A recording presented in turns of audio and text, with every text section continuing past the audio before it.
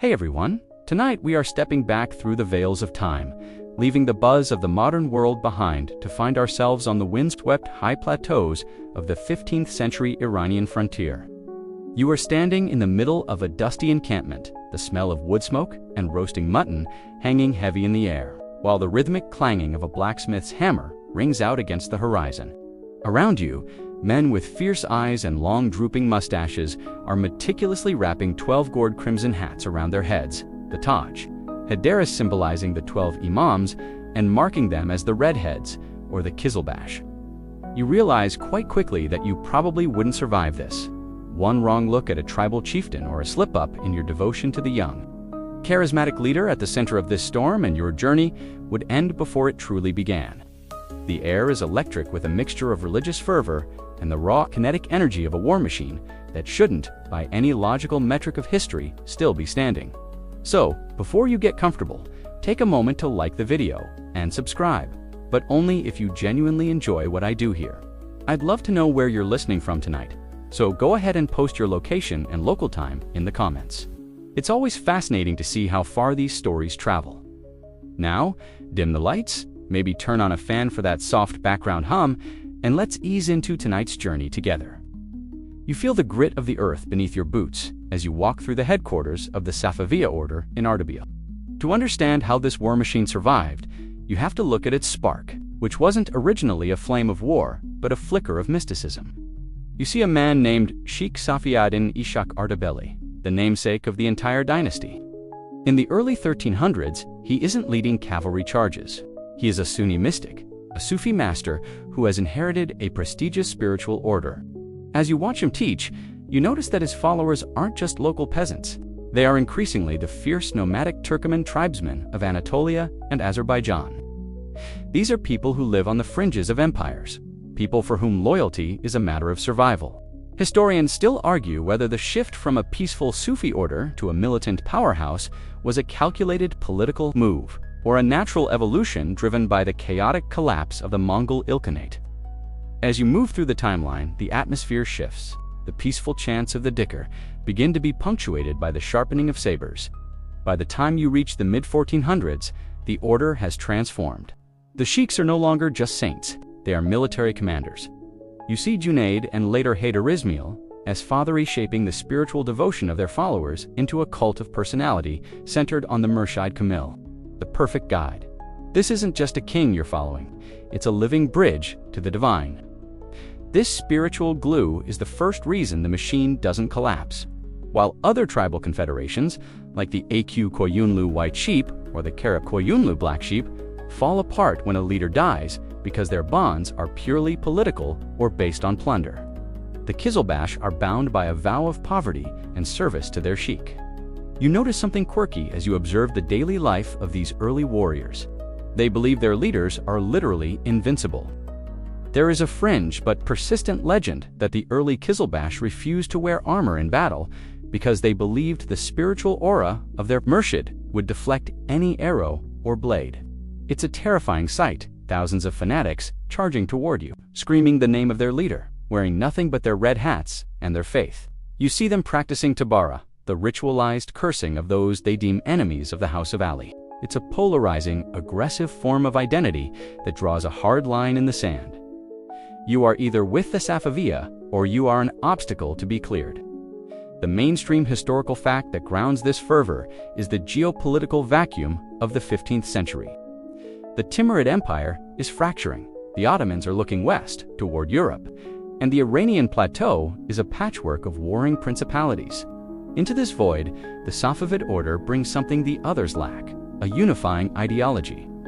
But as you watch the Qizilbash training, you see the inherent flaw in the machine. These tribes, the Rumlu, Shamlu, Ustayu, and others don't necessarily like each other. They are rivals for grazing lands and prestige. You watch two young warriors from different clans nearly come to blows over the placement of their tents. The only thing keeping them from tearing each other's throats out is the presence of the sheikh. You see the tragedy strike when Hadar is killed in battle, leaving behind 3 young sons. The rival, Aq Qoyunlu, think they have extinguished the flame. They hunt the boys, driving them into hiding. This is the moment the machine should have collapsed. Without a living murshid, the tribes should have scattered back to the mountains of Anatolia or joined other lords. But instead, you see a clandestine network of Khalifa's deputies of the order keeping the faith alive in secret. They whisper stories of the young Ismail, the youngest son, who is being protected in the lush, rainy forests of Gilan. You feel the tension of these years in hiding. The Qizilbash are waiting, nursing their grudges and their red hats, preparing for the return of their hidden imam figure. You realize that the war machine isn't just horses and bows, it's a psychological state. The survival of the Safavids depended on their ability to turn a nomadic tribal structure, which is naturally prone to fission, into a monolithic religious movement. It's a bit like trying to keep 7 different species of big cats in one cage. Only works if they all fear and adore the lion tamer. As you look toward the misty mountains of the north, you know that the boy in hiding is about to emerge, and when he does, he will turn this fragmented band of spiritual rebels into an empire that will challenge the greatest powers on earth. The transition from a mystical brotherhood to a sovereign state is messy. You see the blood on the Taj Haidari, and you realize that for these men, the war is a form of worship. They aren't just fighting for land, they are fighting for the soul of the world. It's a heavy thought to carry, as the campfire dies down and the silence of the Gilan forest settles over you. The machine is primed, the fuel of decades of persecution is ready to ignite, and the history of the Middle East is about to be rewritten by a teenager with a silver tongue and a blood-red hat. You are standing in the center of a massive gathering under the vast, bruised purple sky of the Azerbaijani plains. Around you, the air is thick with the smell of horse sweat, leather, and the metallic temps of sharpening steel. This is the moment where the abstract concept of an army becomes a tangible, breathing reality. To your left and right, the great tribes of the Qizilbash, the 7 stars, are marking their territory. You see the Shamlu, the Rumlu, the Ustayu, the Tekalu, the Afjar, the Qajar, and the Dalgadir. Each group has its own distinct flair, its own way of braiding a horse's mane or knotting a silk sash. But they are all united by that striking crimson headgear. You quickly realize that if you were to accidentally step on the shadow of a Shamlu chieftain's horse, you'd likely find yourself in a very short, very one-sided duel. These aren't just soldiers, they are hereditary warriors who view themselves as the elite slaves of the threshold. And their internal hierarchy is as sharp as their blades. The mainstream historical fact that defines this era is that the Safavid state was not a Persian empire in its military infancy. It was a Turkmen tribal confederation. These tribes had migrated from Central Asia and settled in Anatolia and the Caucasus, bringing with them a nomadic lifestyle that prioritized mobility and the composite bow over stationary infantry. You watch as a group of young men practice the Parthian shot, twisting in their saddles to fire arrows with pinpoint accuracy while retreating at full gallop. It is a terrifying display of coordination. However, the quirk of this war machine is that it lacked a formal treasury or a central logistics department. The Qizilbash didn't fight for a salary. They fought for the right to graze their herds on conquered land and for a share of the murder, spiritual blessing of their leader. Historians still argue whether the 7 tribes were actually a fixed list of 7 distinct entities, or if 7 was a symbolic, holy number used to give the movement a sense of cosmic alignment. As you walk between the campfires, you see that the reality is much messier. There are smaller subclans and Amex constantly vying for a spot under the main tribal umbrellas. You notice a heated debate between an Afshar elder and a Rumlu youth. They are arguing over who gets the honor of guarding the sheikh's tent. This competition is the machine's greatest strength and its most dangerous flaw. It drives them to perform incredible feats of bravery on the battlefield to win the Shah's SI. But it also means that the moment the central authority wavers, these tribes are more likely to fight each other than the enemy. You observe a ritual that seems almost bizarre to modern eyes, the Sufakish. In these early days, the loyalty of the Qizilbash is tested through intense communal meals and sessions of spiritual ecstasy. You see warriors weeping and embracing, swearing that they would eat the flesh of their enemies if the Murshid commanded it. There is a fringe chronicle suggesting that during the most intense periods of fervor, some Qizilbash actually practiced a form of ritualized cannibalism against their foes to show their absolute detachment from worldly taboos. While most modern scholars think this was likely exaggerated propaganda from their Ottoman rivals, the mere fact that people believed it tells you everything you need to know about the terrifying reputation these men cultivated. You probably wouldn't want to stay for dinner. The survival of this machine depended on the Tujil Sistema way of granting land in exchange for military service. You see a scribe marking down the boundaries of a valley for an Ustayu commander. This commander is now responsible for providing 500 cavalrymen whenever the call to war is issued. It's a feudal setup, but with a nomadic twist. The land isn't theirs forever. It's a temporary gift from the Shah. This keeps the tribes on their toes, but it also encourages them to squeeze the local peasantry for every copper coin and grain of wheat before they are moved to a new frontier. You see the tension in the eyes of the local Persian farmers as the Qizilbash riders thunder past. There is a deep cultural divide here between the men of the sword, the Turkmen Qizilbash, and the men of the pen, the Persian bureaucrats. As you move deeper into the camp, you see the women of the tribes. These aren't secluded figures hidden behind palace walls. These are Turkmen women who ride, who hunt, and who manage the logistics of the camp while the men are scouting. You watch a woman expertly repairing a leather harness while shouting orders to her servants. She is the daughter of a chieftain, and her marriage to a rival tribe's son is the only reason those two groups have started a blood feud over a stolen goat. The Qizilbash machine is held together by these invisible threads of matrimony and kinship just as much as it is by religious zeal. But there's a shadow hanging over this gathering. You hear whispers of the Tajalu Khanum, the influential wife of the leader, and how she manages the delicate egos of these tribal lords. You realize that the Qizilbash are not a disciplined, modern army. They are a collection of beys and khans who follow Ismail because they believe he is a semi-divine being who will lead them to endless loot and heavenly reward. If the loot stops, or if the divinity is questioned, the machine will seize up. You see the smoke from the fires drifting toward the stars, and you realize that these 7 tribes are like a pack of wolves. They are peerless when hunting together, but they are always eyeing each other's throats, waiting for a sign of weakness in the alpha. You feel the cold night air of the steppes settle in, and as the drumbeats of the night watch begin, you understand that the Safavid war machine is a miracle of balance. It survives not because it is stable, but because it is constantly in motion. It is a hurricane of tribal energy directed outward by a single charismatic point of light. If that light ever flickers, the 7 stars will scatter, and the crimson hats will become nothing more than targets for the encroaching empires on their borders. You pull your cloak tighter, watching the embers of the Afshar fire glow like the eyes of a predator, knowing that the journey toward empire has only just begun. You are huddled in the damp, mossy shadows of a villa in Lehijan, a world away from the sun-scorched plains you just left. Here, in the coastal province of Gilan, the air is thick with the scent of rotting leaves and the constant rhythmic drumming of rain against the roof tiles. You are part of a small, nervous circle of guardians protecting a 7-year-old boy named Ismail. This is the prince in the Shadows era, the fragile period between 1494 and 1499, when the Safavid line almost vanished from history. You probably wouldn't survive the paranoia of this house. Every servant is a potential spy, and every traveler on the road outside could be an assassin sent by the Aq Qoyunlu White Sheep Confederation. You spend your nights listening for the clip-clop of hooves, wondering if tonight is the night the 7 stars lose their center. The mainstream historical fact of this period is that Ismail was sheltered by Karkia Mirza Ali, the local ruler of Gilan, who took a massive geopolitical risk by hiding the Safavid heir.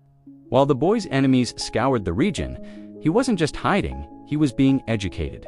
You watch as Ismail sits cross-legged, studying not just the Quran and Persian poetry, but the complex genealogies of the Turkmen tribes. He is learning who owes his family blood, who can be bought with a promise, and who must be eliminated. The survival of the war machine during this vacuum depended entirely on this underground railroad of Safavid loyalists. The Qizilbash didn't collapse because they believed their leader was hidden in a semi-mystical sense, drawing a direct parallel to the 12 Shia belief in the occultation of the 12th Imam. Historians still argue whether Ismail's early handlers, the Lalas or tutors, were the true architects of the Safavid state, using the boy as a puppet until he reached maturity.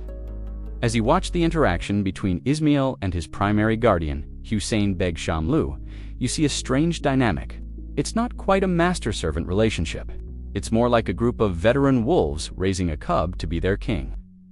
The Shamlu and Usdu elders are whispering in his ear, filling his head with dreams of a world bathed in crimson. You notice that even as a child, Ismail has a presence that unnerves the older men. There's a fringe account suggesting that, even at age 9, he was already settling disputes between his guardians with a chilling, precocious authority, as if he knew he wasn't just a boy, but a living icon. You see a quirky side to this survival story as well. During these years in the shadows, the Safavid cause was kept alive through the use of secret couriers known as pishkhidmat. These men often traveled disguised as wandering dervishes or simple merchants, carrying messages hidden in the lining of their cloaks or even memorized as complex poems. You might see a man arrive at the villa with a basket of fruit. But beneath the apples is a list of 1,000 horsemen in Anatolia who have sworn to rise the moment the Red Hat reappears. It was a 15th century intelligence network that would make a modern spy agency blush. This clandestine infrastructure meant that when the time came to strike, the machine didn't have to be built from scratch. It just had to be plugged back in. The survival of the Safavid movement during Ismail's childhood is one of history's great what-ifs. If a single guard had been bribed, or if Ismail had succumbed to the damp-induced fevers of Gilan, the Qizilbash tribes would have likely been absorbed into the Ottoman or Aq Qoyunlu spheres. But you see the boy growing stronger. He spends his days practicing with a miniature bow and his evenings listening to the epic tales of the Shahnameh. You realize that the Guardians are carefully crafting a dual identity for him. He is the Sufi sheikh for the mystics, the Turkmen Khan for the warriors, and the Persian Shah for the bureaucrats. He is becoming the Swiss Army knife of leaders, a figure who can appeal to every fractured segment of the Iranian plateau. You feel the tension break in 1499. The boy is 12 now. The word is sent out through the secret channels. The sun is rising from the Caspian. You watch as Ismail leaves the safety of Lahijan with only a handful of followers. It seems like a suicide mission. You're walking with them through the narrow mountain passes, dodging patrols, heading toward Ardabil. But as you walk, something incredible happens. Every few miles, men emerge from the woods. They come out from small villages and mountain hideouts. They are wearing the Taj Hadari. They've kept hidden in chests for years. They fall to their knees, kissing the hem of the boy's robe. The war machine isn't just surviving, it's reconstituting itself with terrifying speed. As you look at the growing line of spears behind the young Ismail, you see the face of the future. The rival tribes are still out there, and they are much larger than this small band of rebels. But the Qizilbash you are walking with have something the rival tribes do unti, a decade of suppressed rage and a belief that they are walking with a god. You notice Ismail looking back at the mountains of Gilan, his expression unreadable. He is no longer the hunted child. He is the hunter, the machine has survived its winter, and the spring thaw is going to be written in blood. You realize that the survival of the Safavids wasn't about numbers. It was about the fact that they never let the idea of the Safaviya die, even when its leader was a child hiding in a rainy cellar. You are standing on the edge of a high windswept ridge overlooking the plains of Erzincan in the year 1500. The air is thin and biting, but you hardly feel the cold because of the sheer electricity vibrating through the crowd around you. You are surrounded by 7,000 horsemen, a sea of crimson caps rippling like a field of poppies in the wind. At the center of this swirling mass of humanity sits Ismail, now 13 years old, perched atop a white stallion. He isn't the quiet, studious child you saw in the shadows of Gilan anymore. He is a magnetic force, his eyes burning with a conviction that makes the hardened veterans around you tremble with a mix of fear and adoration. You realize that you probably wouldn't survive this moment if you did undrop to your knees like the rest of them. The call of the hidden imam has gone out, and anyone not swept up in the current is liable to be crushed by it. The mainstream historical fact that anchors this moment is the gathering at Erzincan, where the Qizilbash tribes from across Anatolia and Syria converged to meet their young Murshid. This was the definitive turning point. For years, these tribes, the Usdu, the Shamlu, the Rumlu had lived as subjects of the Ottoman Sultan or the White Sheep princes. But Ismail's call functioned like a spiritual siren song, pulling them away from their traditional lands and toward a collective destiny. This wasn't a standard military recruitment. It was a hijra, a holy migration. They weren't just bringing their swords, they were bringing their families, their livestock, and their total devotion, effectively hollowing out the manpower of their rivals to fuel the Safavid engine. Historians still argue whether the Qizilbash truly believed Ismail was the hidden imam himself or merely his representative on earth. In the heat of the moment, the distinction seems irrelevant. You hear the poets in the camp reciting Ismail's own verses, written under the pen name Qatay. He speaks to them in their own Turkic dialect, not the high Persian of the courts, telling them that he is God's mystery and the leader of the brave. This use of poetry as a military command system is the quirky fringe heart of the Safavid survival strategy. While other generals issued dry orders on parchment, Ismail issued rhythmic, catchy stanzas that his soldiers could chant as they rode into battle. It turned the army into a singing, charging cult of personality. You notice something strange as you walk through the camp: a complete lack of traditional military discipline. There are no drills in the way you'd see in a European or Ottoman camp. Instead, there is a constant state of ritualized ecstasy. You see groups of men gathered around peers or spiritual elders, performing the charka spinning dancing till they collapse from exhaustion. This is how the war machine survived its rival tribes, without collapsing under its own weight. The rival tribes were held together by the hope of loot or the fear of a local lord, but the Qizilbash were held together by a shared psychological break from reality. They believed they were already dead to this world, making them the most dangerous soldiers on the planet. There is an open scholarly debate phrase that often comes up here. Historians still argue whether the Safavid revolution was primarily a religious movement or a tribal revolt. Dressed in Shia clothing, as you watch a group of Tekalu nomads swearing their lives to Ismail, you see that it's both the tribal structure provides the bones, the horsemen, the kinship ties, the survival skills, but the call of the hidden imam provides the nervous system. Without the religious spark, the USTU and the Shamlu would be fighting each other over grazing rights within a week. With it, they are the two hands of a single body. You see Ismail settling a dispute between two chieftains by simply placing his hand on their heads. The tension evaporates instantly, replaced by a terrifying, unified focus. You witness a quirky ritual that highlights the otherworldly nature of this war machine. Before a march, Ismail sometimes distributes pieces of his own clothing, or even small scraps of bread he has touched. These tabarruk or blessed items are treated with more value than gold. You see a warrior tucking a thread from Ismail's robe into his helmet, convinced it will stop a cannonball. It's easy to laugh at from a modern perspective, but when you see these 7,000 men charge a force 3 times their size without flinching, the laughter dies in your throat. This armor of faith allowed the Safavids to take risks that would be mathematically suicidal for any other military force. As the sun begins to set over Erzincan, Ismail stands and points his sword toward the east, toward the heart of the Aq Qoyunlu territory. The war machine is no longer a secret. It is a scream heard across the Islamic world. You feel the ground shake as thousands of horses begin to move in unison. The rival tribes, with their superior numbers and established cities, have no idea what's coming. They are preparing for a war of borders and taxes, but you are part of a war of souls. The machine has survived its infancy by becoming a religion, and as you ride in the wake of the young Shah, you realize that the survival of the Safavids was never about stability, was about the irresistible power of a shared holy madness. You were standing on the wind-whipped plain of Shurur in 1501, the sky a bruised gray that seems to press down on the jagged mountains in the distance. This is the moment where the Safavid miracle meets the cold, hard reality of steel.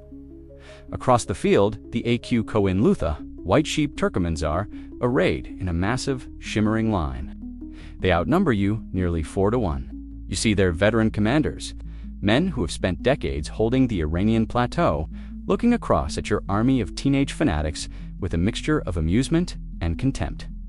You probably wouldn't survive the initial charge here if you weren't swept up in the terrifying rhythmic chanting of Allah, Allah that is rising from the Qizilbash ranks, a sound so primal it seems to vibrate the very earth beneath your boots. The mainstream historical fact of the Battle of Shurur is that it served as the definitive passing of the torch in the Persianate world. The Aq Qoyunlu, led by Alvand Mirza, represented the old guard of tribal politics, powerful, but fractured by internal succession crises.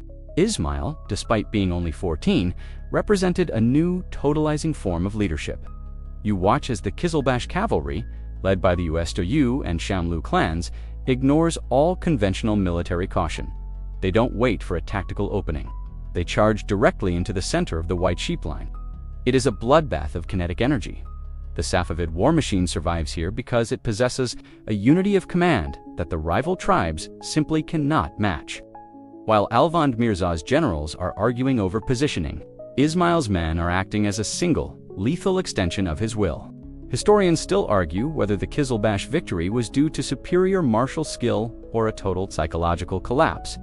Of the Aq Qoyunlu troops, who were terrified by the Safavids' reputation for supernatural fervor, as you watch the melee, you see a quirky fringe detail that supports the latter. Some Qizilbash warriors are reported to have charged into battle without shields, using only their swords and their bare hands to pull enemies from their saddles. There is a persistent legend that Ismail himself personally cut down several of the enemy's most seasoned champions, his red hair flowing like a flame behind him. Whether or not it's a later exaggeration, the effect on the ground is real. The white sheep soldiers begin to break, convinced they are fighting demons rather than men. You notice something about the machine in this moment. A victory it is fueled by its own momentum. The moment the Aq Qoyunlu line snaps, the Qizilbash don't just win, they devour. They seize the enemy's treasury, their horses, and most importantly, their prestige. You see Ismail standing on the battlefield as the dust settles. The teenage boy, now the undisputed master of Azerbaijan. This victory didn't just eliminate a rival, it proved to every wavering Turkmen tribe in the region that the Safaviya were the chosen. This is how the machine survived the threat of collapse. It consistently provided divine proof through victory. In the nomadic world, nothing succeeds like success, and the loot from Sharu ensures that more tribes will flock to the Crimson Banner by morning. There is a dark side to this survival, though. You watch as the prisoners are brought forward. The Safavid war machine isn't just about winning, it's about purging. Ismail is not interested in the traditional tribal live and let live philosophy of his predecessors. He demands absolute submission or death. You see the chilling efficiency with which the old tribal structures are dismantled and replaced by the Safavid religious hierarchy. This convert or die policy, while brutal, ensured that the rival tribes couldn't simply wait for the Safavids to pass. They had to either become part of the machine or be ground into the dirt. It created a sunk cost for every new recruit once you put on the red hat and committed these acts. There was no going back to the old ways. You walk with the victors toward Tabriz, the great capital of the West. The city is terrified. They have heard of the boy king and his Redheads. You see the Persian bureaucrats and the ranking Sunni clerics of the city watching from the ramparts, realizing that the world they knew is over. The Safavid machine has survived the desert and the mountains. Now, it has to survive the city. You notice Ismail looking at the gates of Tabriz, not with the awe of a provincial nomad, but with the cold stare of a conqueror. He is about to declare himself Shah, the King of Kings, and in doing so, he will tether the wild energy of the Qizilbash to the ancient, sedentary soul of Iran. As the fires of the camp burn low on the night after the battle, you realize that Shah was the proof of concept. The machine survived rival tribes by being more than a tribe itself. It's a crusade. The rival tribes fought for their chiefs. The Qizilbash fought for the end of the world and the beginning of a new era. You feel the weight of the crown Ismail is about to put on, knowing that the survival of this empire will now depend on whether this wild tribal fire can be contained within the walls of a palace. The journey from rebel to ruler is the most dangerous path of all, and the machine is just getting started. You are now inside the opulent but tense halls of the newly conquered Tabriz, the air smelling of expensive rosewater and the metallic scent of old blood that never quite leaves the stones. You are watching a surreal interaction. A rugged, dust-covered Qizilbash chieftain, who probably hasn't slept in a bed for 3 years, is kneeling before the youngest. But he isn't just kneeling to a king, he is performing the Saida, a prostration usually reserved for God. This is the logic of the Murshid Kamil, the secret sauce that prevents the Safavid war machine from dissolving into the same tribal bickering that destroyed the Timurids. You quickly realize that if you do unkeep your eyes downcast in the presence of the perfect guide, the guards flanking the throne men, who consider it a holy privilege to die for a single glance from their master will, remind you of your place with a mace. The mainstream historical fact that governed this era was the institutionalization of the Sufi master-disciple relationship. As the basis for state government, Unlike the Ottoman sultans, who ruled through a complex bureaucracy and a professionalized slave corps, the early Safavids ruled through spiritual bondage.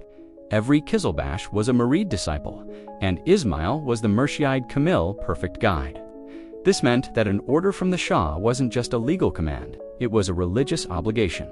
To disobey the Shah was to risk your eternal soul, not just your head. This psychological leverage allowed Ismail to command rival tribes to work together in ways that would have been impossible under a standard monarchical system. Historians still argue whether the Qizilbash truly viewed Ismail as divine, or if this was a mutually beneficial political theater that allowed the tribes to maintain their own power while having a central icon to rally behind. As you observe the court, you see signs of both.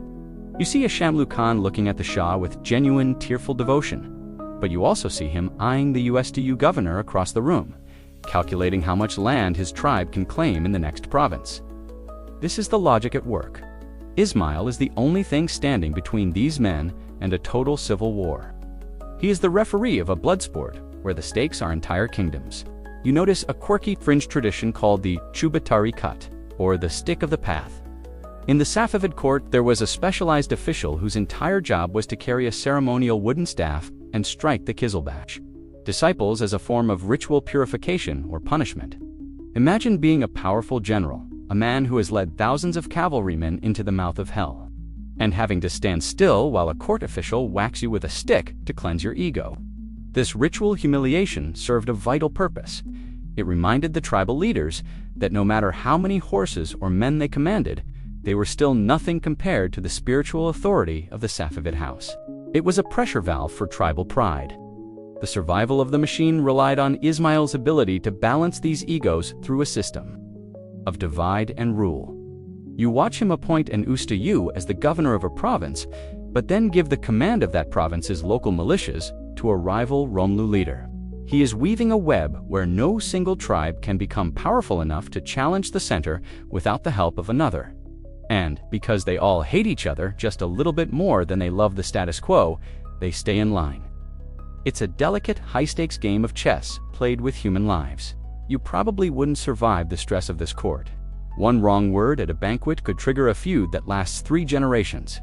There is a scholarly debate phrase that often surfaces when looking at this period.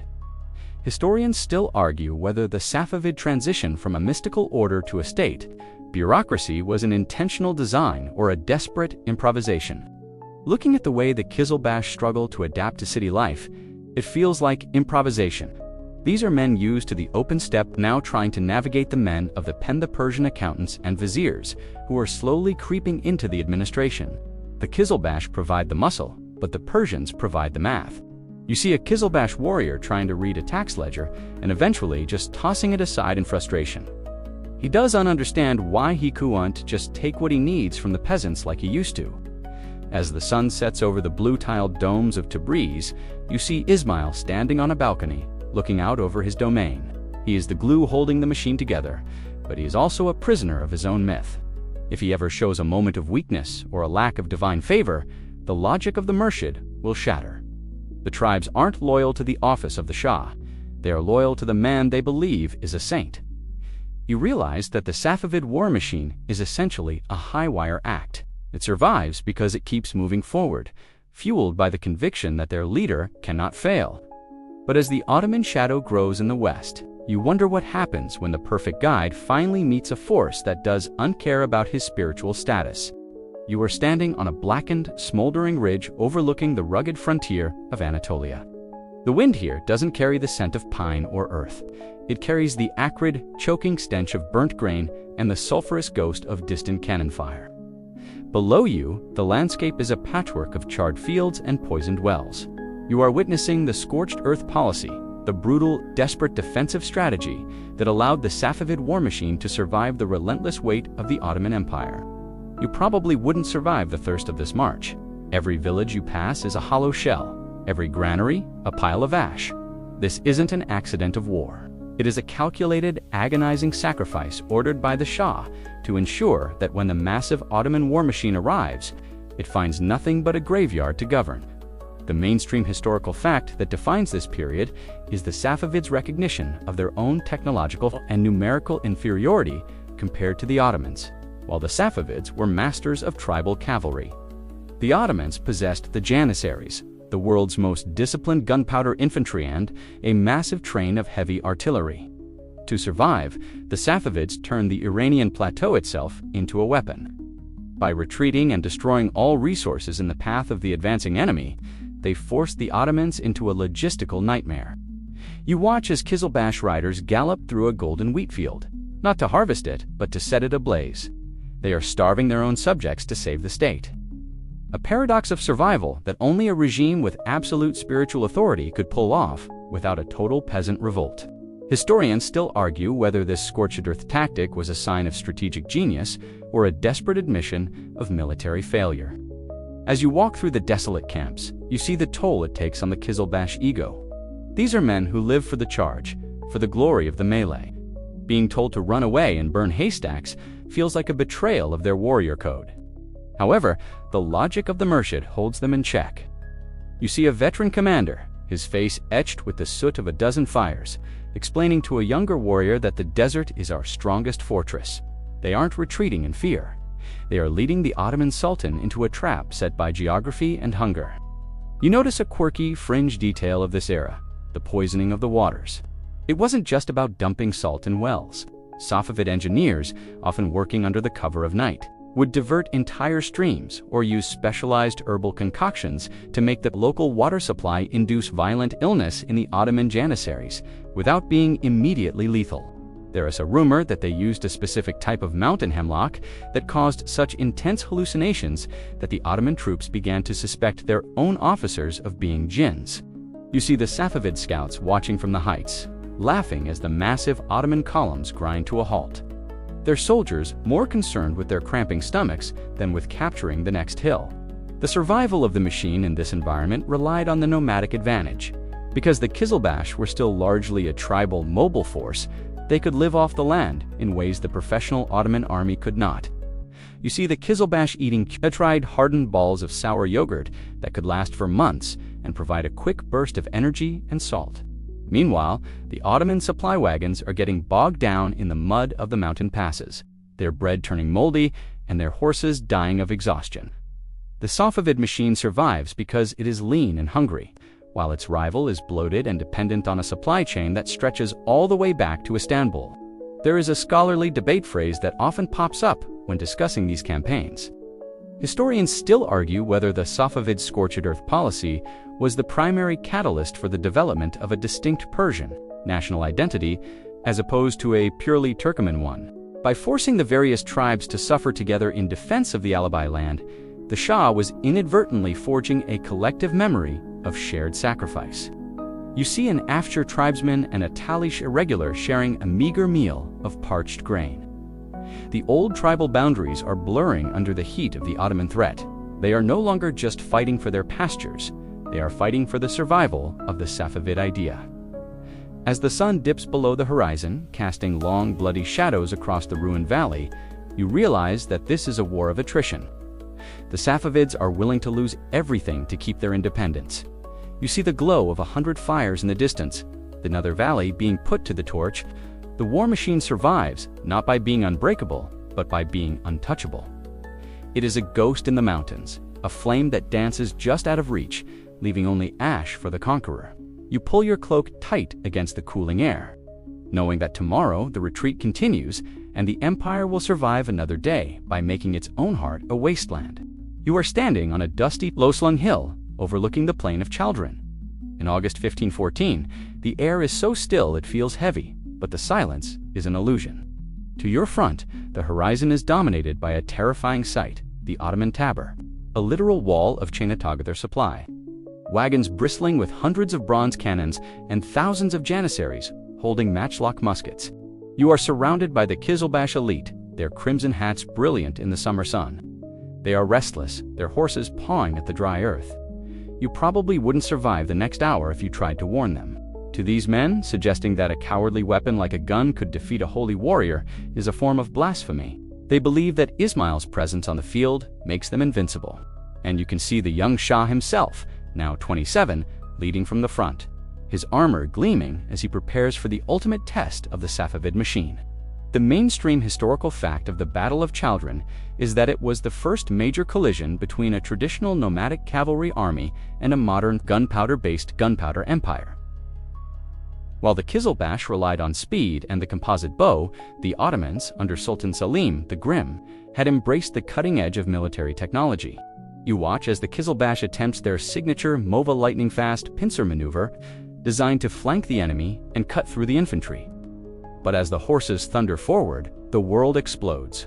The Ottoman cannons, loaded with grapeshot, tear through the Safavid ranks, with a violence that no one in this army has ever seen before. It isn't just a battle, it is a massacre of an era. Historians still argue whether the Safavids actually had access to firearms before Chaldron, but chose not to use them out of a sense of chivalric pride, or if they simply couldn't afford the infrastructure to produce them. As you watch the smoke clear, you see a quirky, tragic sight: Qizilbash warriors charging directly into the mouths of the cannons, trying to slash at the bronze barrels with their sabers as if they could kill the machines themselves.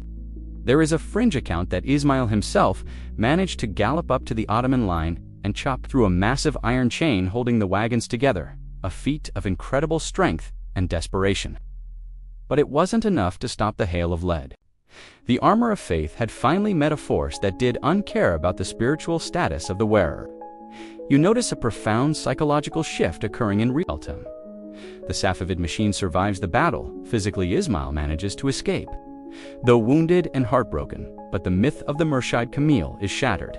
You see the surviving warriors looking at their leader with a new, haunting expression. He is no longer the invincible Gotch king. He is a man who can be defeated. This is the moment the machine should have collapsed.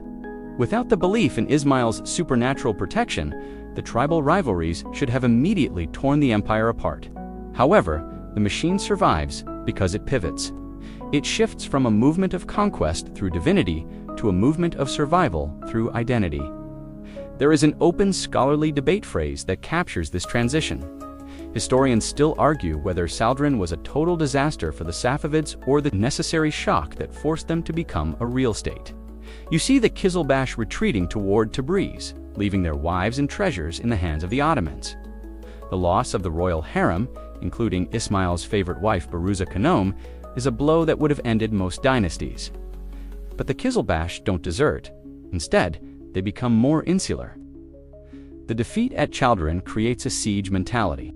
They realize that if they don't stick together under the Safavid banner, they will be swallowed by the Ottoman sun or the Uzbek moon in the east. You observe a quirky, somber change in Ismail after the battle. It is said he never smiled again. He retreats into a world of hunting and drinking, leaving the daily administration to his ministers.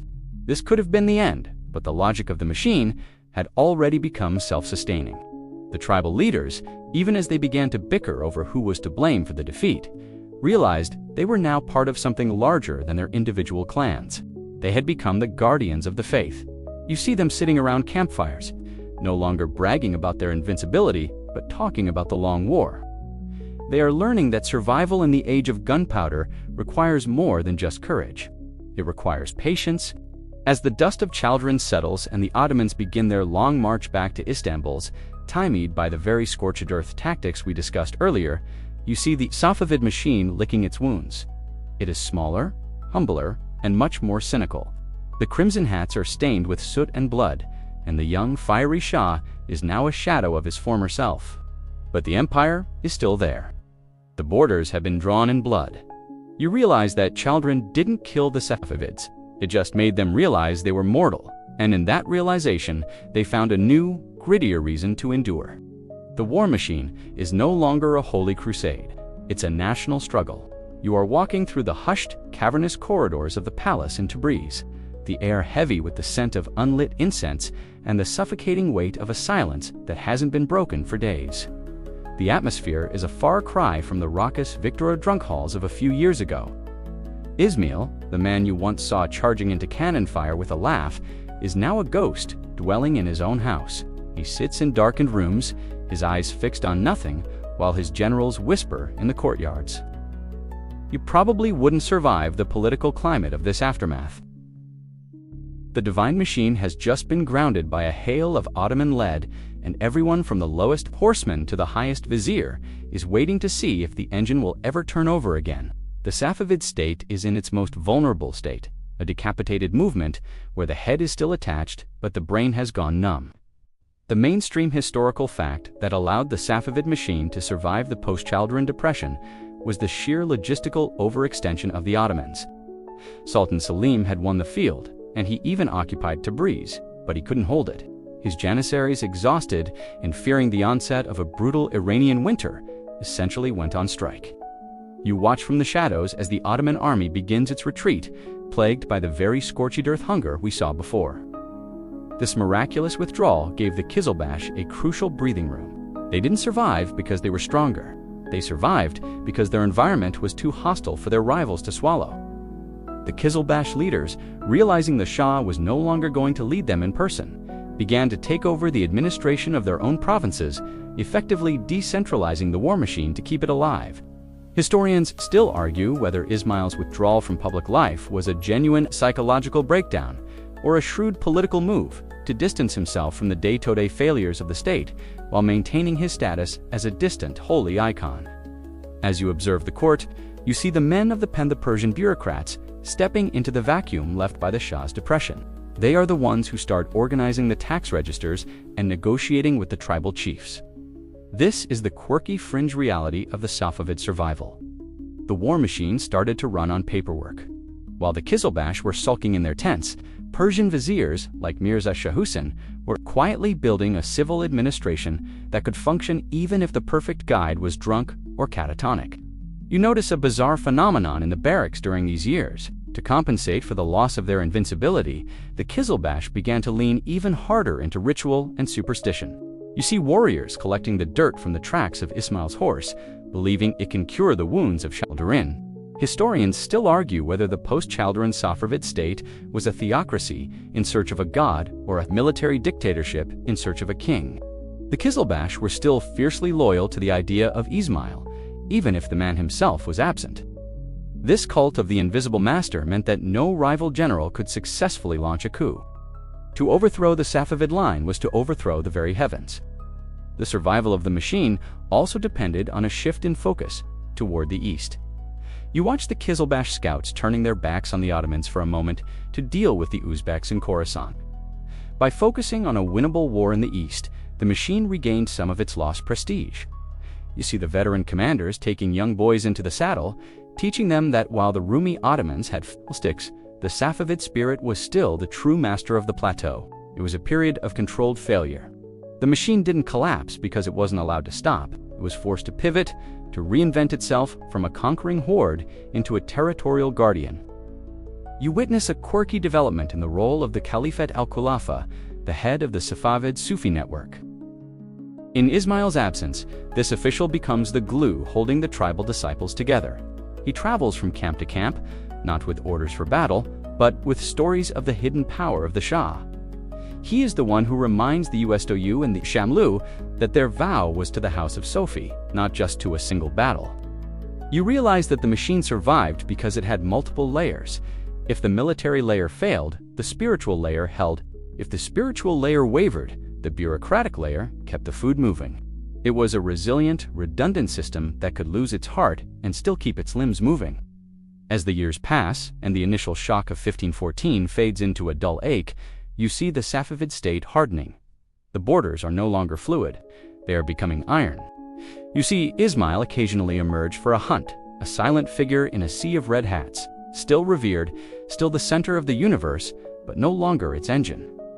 The war machine has survived its first brush with mortality. It is older, scarred, and far more complex than the simple tribal union it used to be. You realize that the greatest strength of the Safavids wasn't their ability to win every battle, but their ability to endure the silence of their god and keep sharpening their swords anyway.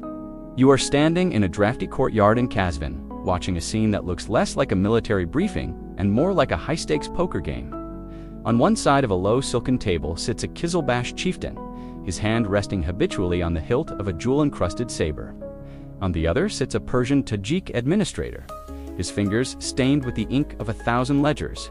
Between them lies a map of the empire, carved into tax districts and grazing allotments. You probably wouldn't survive the tension in this room. The air is thick with a mutual simmering resentment, that has become the defining feature of the Safavid state. The war machine is currently a house divided against itself, a tug-of-war between the raw, nomadic power of the Turkmen tribes and the ancient, sedentary statecraft of the Iranian bureaucracy. The mainstream historical fact that allowed the Safavid machine to endure this internal friction was the dual administration system. The Safavids realized they couldn't run a sprawling empire solely from the back of a horse. They needed the Persians. The men of the Pentu managed the irrigation, the silk trade, and the complex urban taxes. However, the Qizilbash, the men of the sword, viewed these bureaucrats as soft, treacherous, and beneath them. You watch as the Tajik administrator calmly explains that the army cannot march without the grain tax from Isfahan, while the chieftain scoffs, claiming that a single charge of his horsemen is worth more than all the ledgers in the world. This friction, strangely enough, prevented the machine from collapsing because it created a system of checks and balances. Neither side could fully dominate the other without the Shah's mediation. Historians still argue whether the Safavids intentionally fueled this ethnic and professional rivalry to keep both groups from uniting against the crown. As you observe the court, it certainly feels like a deliberate balancing act. When the Qizilbash become too arrogant, the Shah promotes a Persian to the position of Vizier Grand Vizier. When the bureaucrats get too comfortable, the Shah gives a tribal leader more land in the heart of a settled province. This created a quirky, fringe political landscape where the government was essentially a meritocracy of spite. Each side worked harder just to prove the other side was redundant. You see a Persian clerk working late into the night, not out of loyalty to the state, but because he wants to find a financial discrepancy that will humiliate the USDU governor. You notice a quirky detail in the way these two groups interacted in daily life. Despite their hatred, they were becoming culturally entangled. You see a Qizilbash lord who has started to appreciate Persian poetry, clumsily reciting Hafiz while his fellow tribesmen roll their eyes. Conversely, you see the son of a Persian merchant wearing a modified version of the red hat, trying to look tribal to gain social standing. There is an open scholarly debate phrase regarding this. Historians still argue whether the Persianization of the Turkmen elite was a sign of Safavid strength or the beginning of the military's sensual decay. Regardless, this cultural blending acted as a stabilizer. It meant that, even when the tribes fought, they were fighting over the same empire, using the same bureaucratic language. The survival of the machine relied on the Divan, the central council where these two worlds collided. You watch a session where a tribal revolt in the north is being discussed. The Qizilbash want to go in and raze the villages to the ground, the nomadic solution to dissent. The Persian vizier argues for a targeted tax break and the appointment of a local loyalist, the bureaucratic solution. The Safavid machine survives by usually choosing a path somewhere in the middle. This hybrid approach allowed the state to be flexible. It could be a brutal, terrifying horde when it needed to defend its borders, but it could also be a sophisticated revenue-collecting machine when it needed to fund a new capital or build a mosque. You witness a moment of genuine danger when a Rumlu chieftain threatens to pull his 3,000 horsemen back to Anatolia because a Persian official questioned his troop count. This is the tribalism part of the tug-of-war. For the Qizilbash, their men were their own. They were a private army on loan to the Shah. You see the Persian official back down, offering a gift of fine silk to soothe the chieftain's ego. This constant negotiation is exhausting to watch. You realize that the Safavid machine didn't survive because it was a well-oiled engine.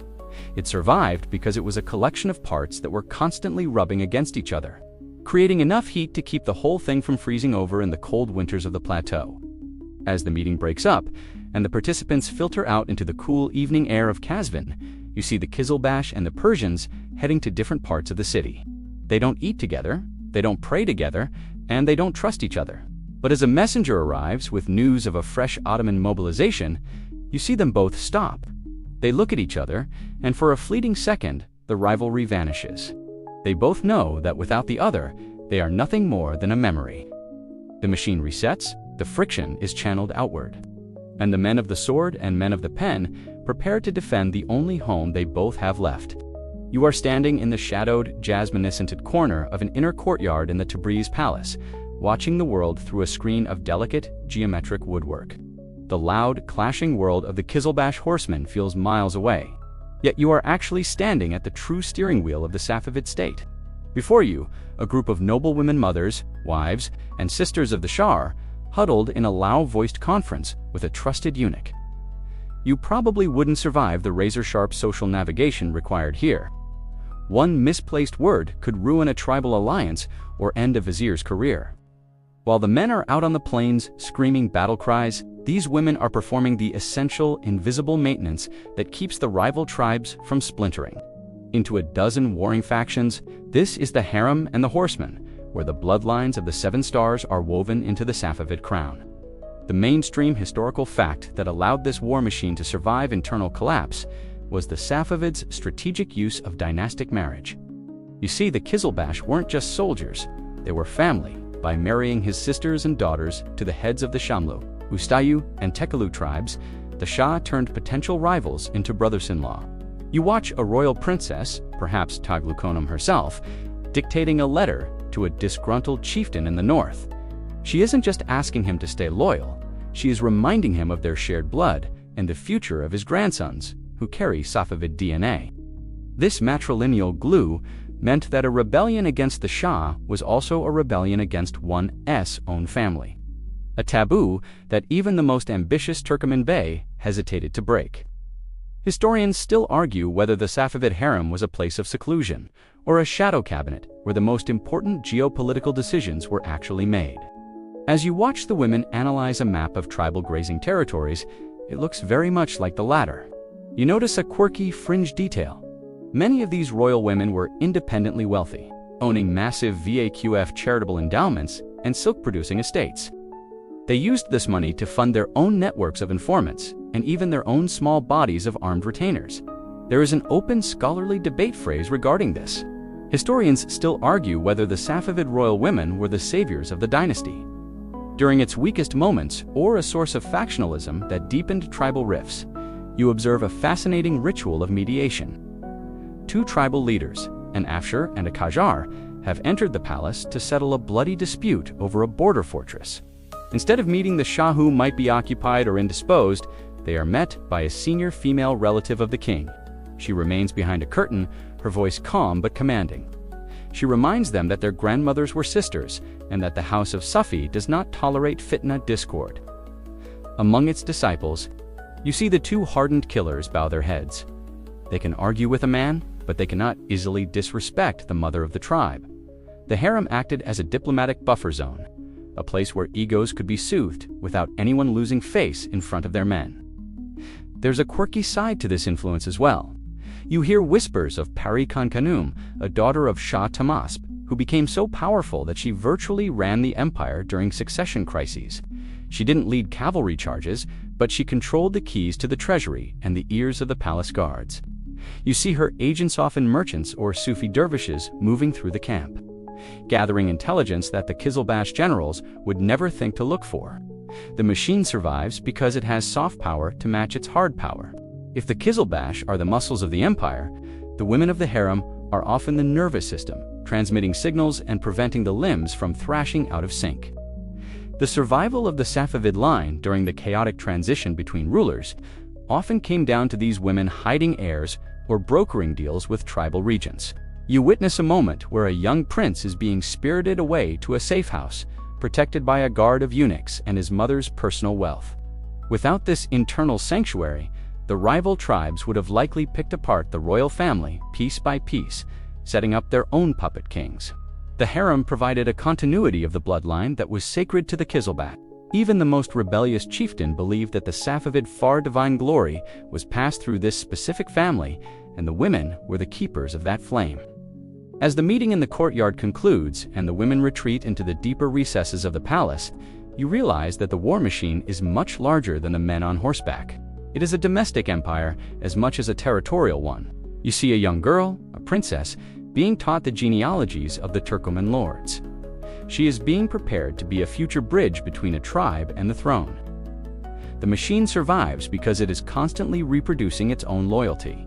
You step back into the shadows as the heavy silk curtains fall, knowing that the orders issued tonight in this quiet garden will be carried out by thousands of shouting riders on the frontier tomorrow. You are standing in the middle of a swirling, chaotic dust storm in the year 1524, watching a 10-year-old boy named Tahmasp being thrust onto a throne that is currently resting on a foundation of quicksand. His father, Ismail, is dead, and the invincible aura of the Safavids has been buried with him. Around the young Shah, the Qizilbash chieftains are circling like vultures, their spiritual devotion conveniently forgotten in favor of a raw, desperate grab for land and titles. You probably wouldn't survive the first week of this reign. The palace has become a slaughterhouse where regents are murdered in their sleep, and the 7 stars are busy trying to eclipse one another. This is the beginning of Tahmasp's long game, a 50-year marathon of survival, where the machine is held together not by fire, but by the sheer stubborn patience of a man who learns to win by refusing to lose. The mainstream historical fact that defines the early reign of Tahmasp I is the decade-long Qizilbash civil war. From 1524 to 1533, the empire was essentially a federation of warring fiefdoms, with tribal leaders like the Rumlu and Takalu seizing the role of Atabog regent to control the Boyking. You watch as Tahmasp, growing older and more observant by the day, plays the passive observer. He doesn't strike out immediately. He waits. He watches which tribes overextend themselves and which commanders grow too arrogant. This is how the war machine survived. The leader realized that when the machine is malfunctioning, you don't kick it to wait for the broken parts to wear each other out. Historians still argue whether Tahmasp was a weak ruler who got lucky or a master strategist who invented a new kind of defensive sovereignty. As you walk through the increasingly austere court, you see the shift in his personality. He becomes deeply, almost obsessively religious, turning the palace into a place of grim piety.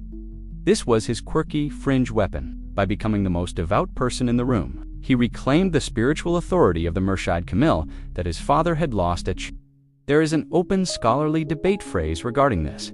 Historians still argue whether Tahmasp's religious return to virtue was a genuine personal crisis or a calculated psychological maneuver to shame the worldly drinking-brawling Qizilbash back into submission. You notice a quirky detail of Tahmasp's survival strategy, his obsession with the strategic retreat. Unlike his father, who sought one big, glorious battle, Tahmasp turned running away into an art form. You see him ordering the evacuation of entire cities before the Ottomans can arrive.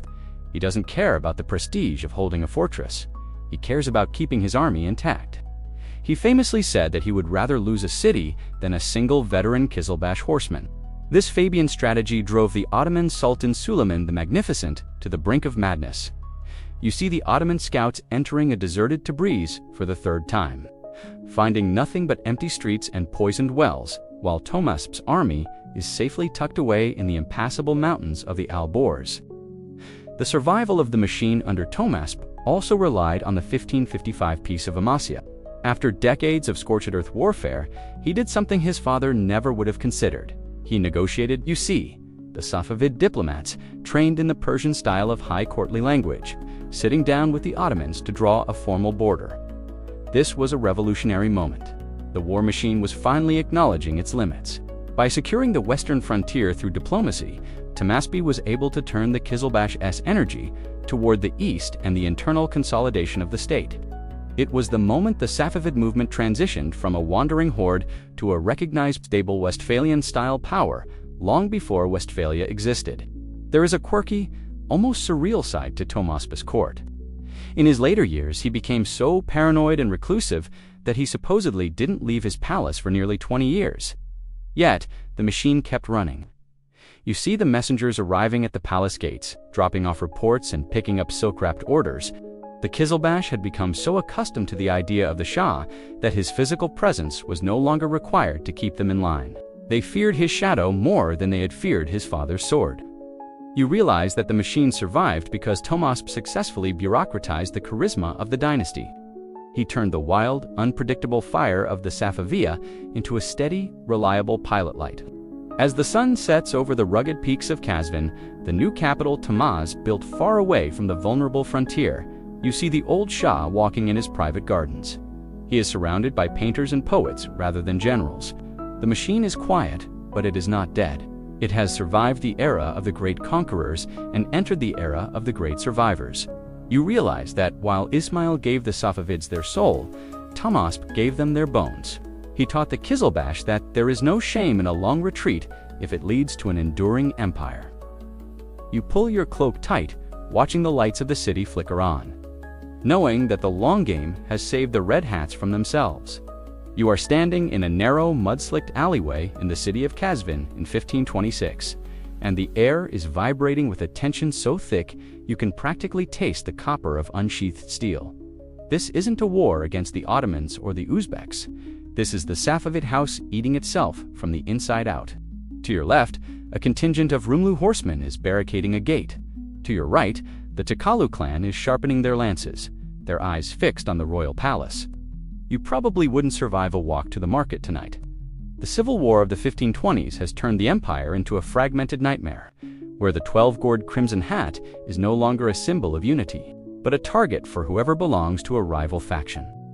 The war machine is currently a runaway engine, spinning its wheels in the blood of its own makers. The mainstream historical fact that anchors this decade of chaos is the death of the regent Div Sultan Rumlu and the subsequent rise of Chuha Sultan Takalu. When Ismail died, he left a power vacuum that these tribal lords rushed to fill, treating the young Shah Tahmasp like a prize to be traded or a seal to be stamped. You watch as the Takalu tribe systematically pushes the Rumlu out of power, not through open battle, but through a series of tactical assassinations and palace coups.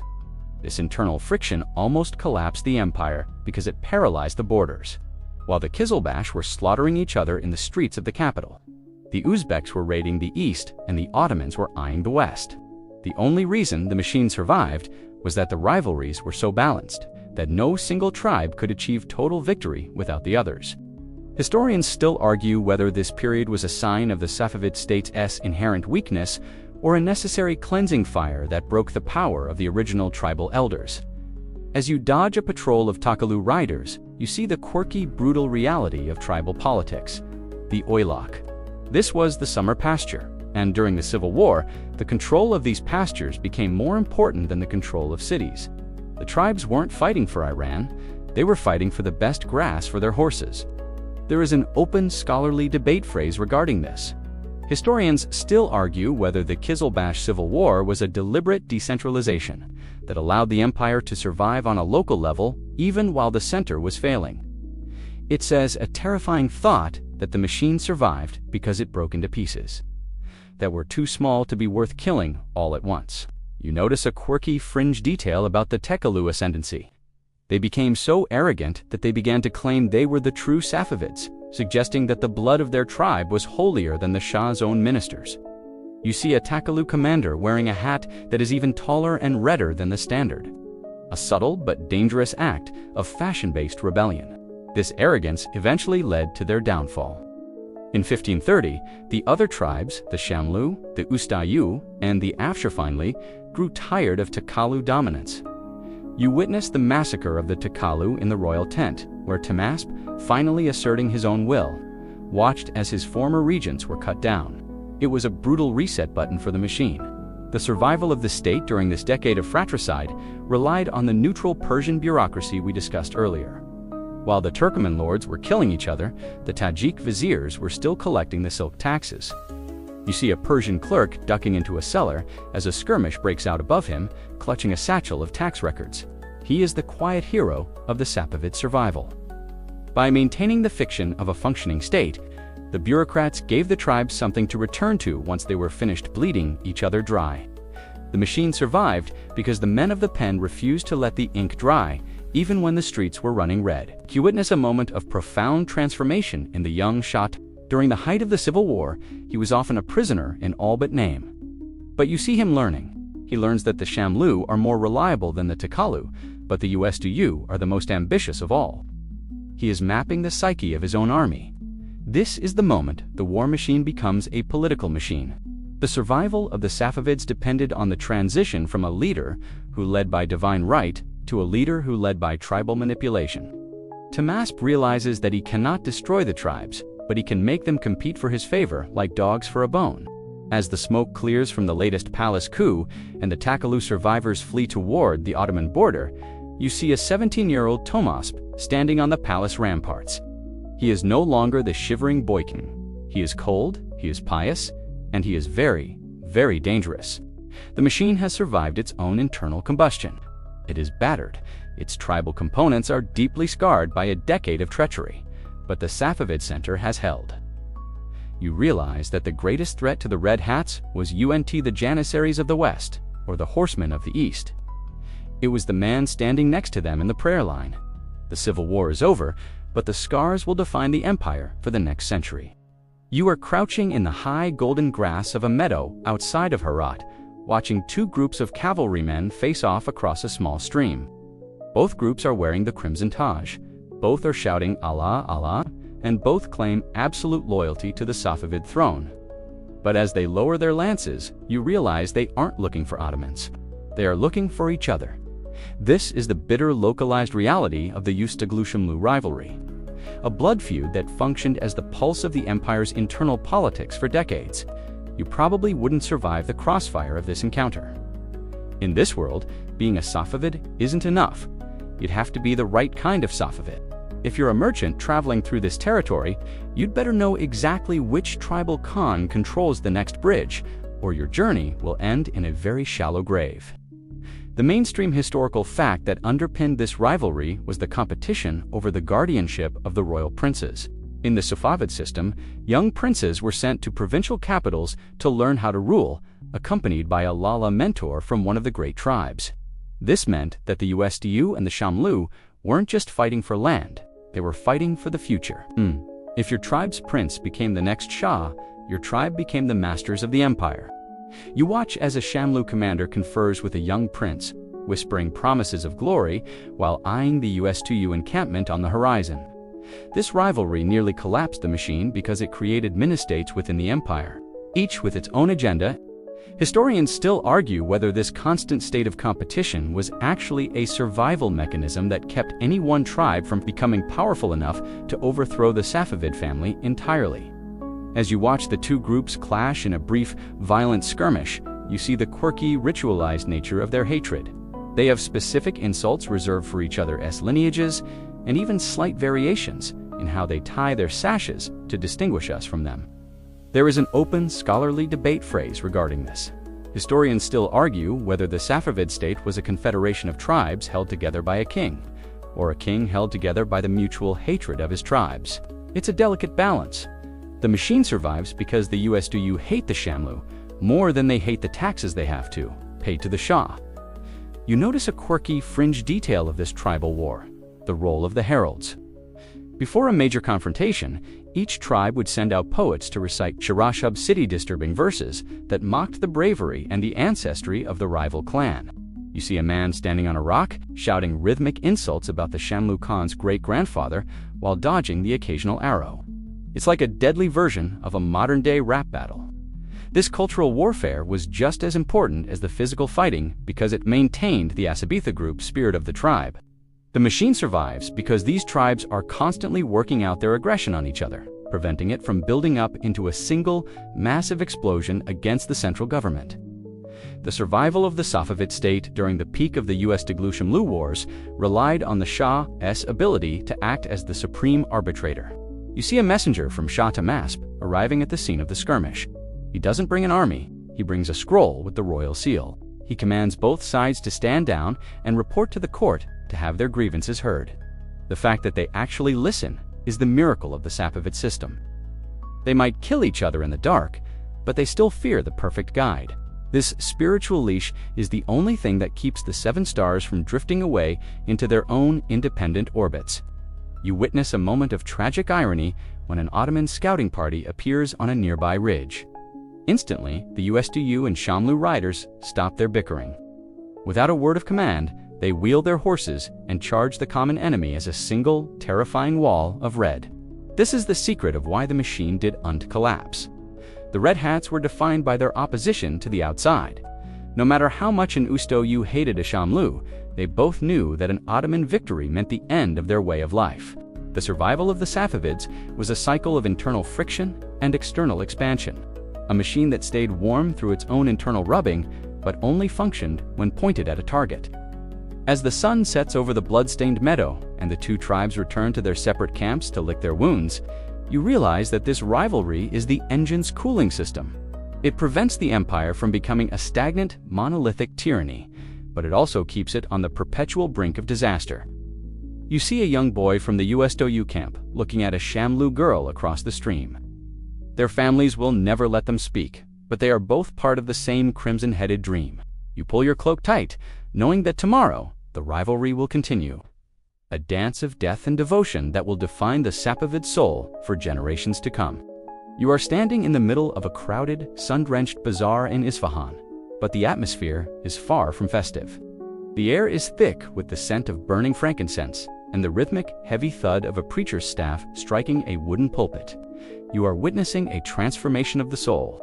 All around you, people who were raised in the Sunni traditions of their ancestors are being told, in no uncertain terms, that their salvation and their survival now depends on their devotion to the 12 imams and the Safavid house. You probably wouldn't survive the scrutiny of the tabi'in, the professional cursors who roam the streets, if you hesitate to join in the ritualized denunciation of the first 3 caliphs. You might find yourself facing the sharp end of a Qizilbash pike.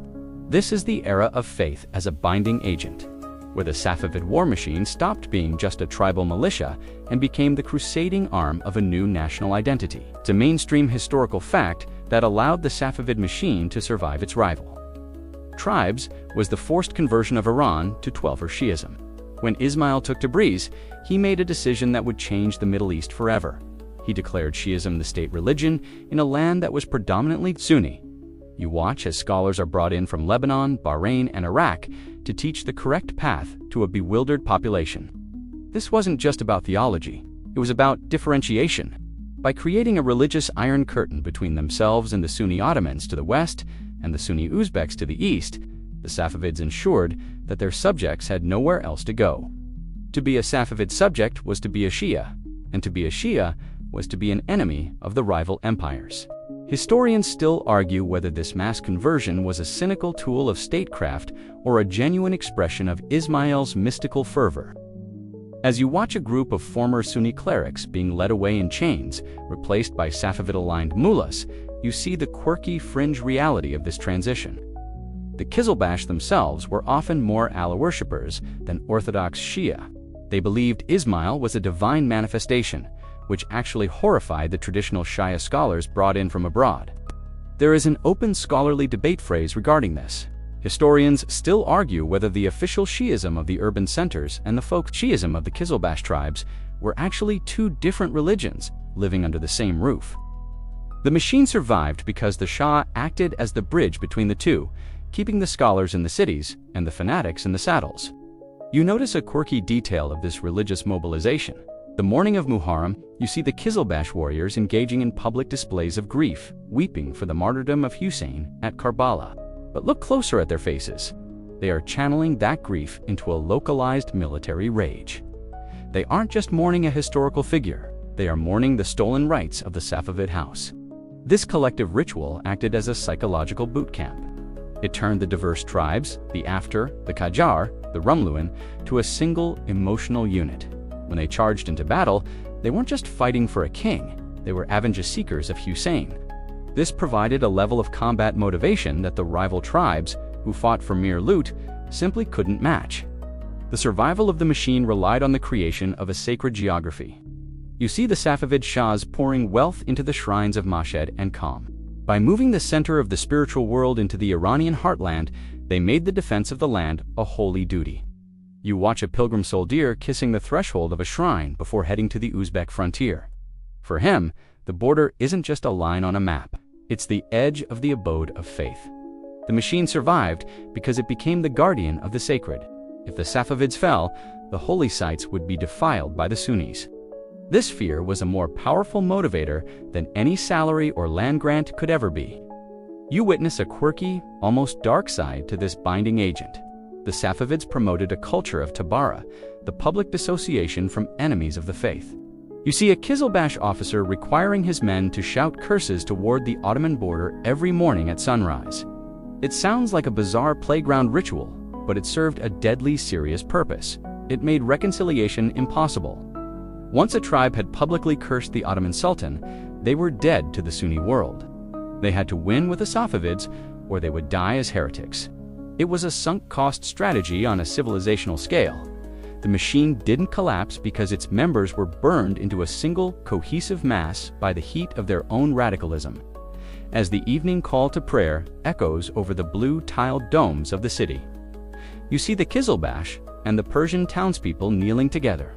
They still don't like each other, and they still don't trust each other, but they are both facing the same mihrab. The Red Hats have successfully tethered their tribal swords to a universal faith. You realize that the Safavid war machine didn't just conquer Iran, it created a new version of it. The survival of the state was now linked to the survival of the soul.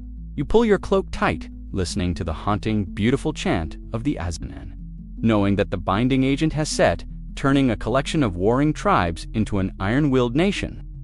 You are standing in the middle of a cold gray courtyard in the northern city of Qazvin, and the faces surrounding you are no longer the high cheekboned, Turkic features of the Qizilbash. Instead, you are looking at a line of young men with piercing eyes from the mountains of Georgia, Circassia, and Armenia. They stand with a rigid, unnatural discipline that makes the restless Turkmen riders nearby look like amateurs. These are the Ghulamza, servants of the crown. You probably wouldn't survive the shifting political winds of this moment. The air is thick with the silent, murderous glares of the old tribal guard, who realize with sinking hearts that the Shah has found a way to replace them. The war machine is undergoing a radical organ transplant, and you are witnessing the birth of a professional slave soldier class designed to break the back of tribal arrogance once and for all. The mainstream historical fact that allowed the Safavid machine to survive the internal rot of tribalism was the introduction of the Ghulam system by Shah Tahmasp and its perfection by his successors. For a century, the Safavids were at the mercy of the Qizilbash, who could withhold their cavalry if their feelings were hurt or their pastures threatened. To counter this, the Shah began recruiting Christian youths from the Caucasus, converting them to Islam and training them as an elite corps loyal only to the person of the monarch. You watch as a Georgian commander receives an order. He doesn't check with a tribal elder or worry about his grazing rights. He simply moves.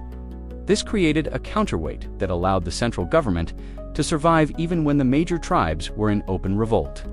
Historians still argue whether the Ghulam system was a brilliant modernization or a desperate move that eventually alienated the very Turkmen warriors who built the empire. As you watch a Ghulam unit practicing with newly imported European muskets, you see the quirky fringe reality of their status. They were slaves, but they were the most powerful slaves in the world. They owned palaces, they commanded armies, and some eventually married into the royal family. There is an open scholarly debate phrase regarding this.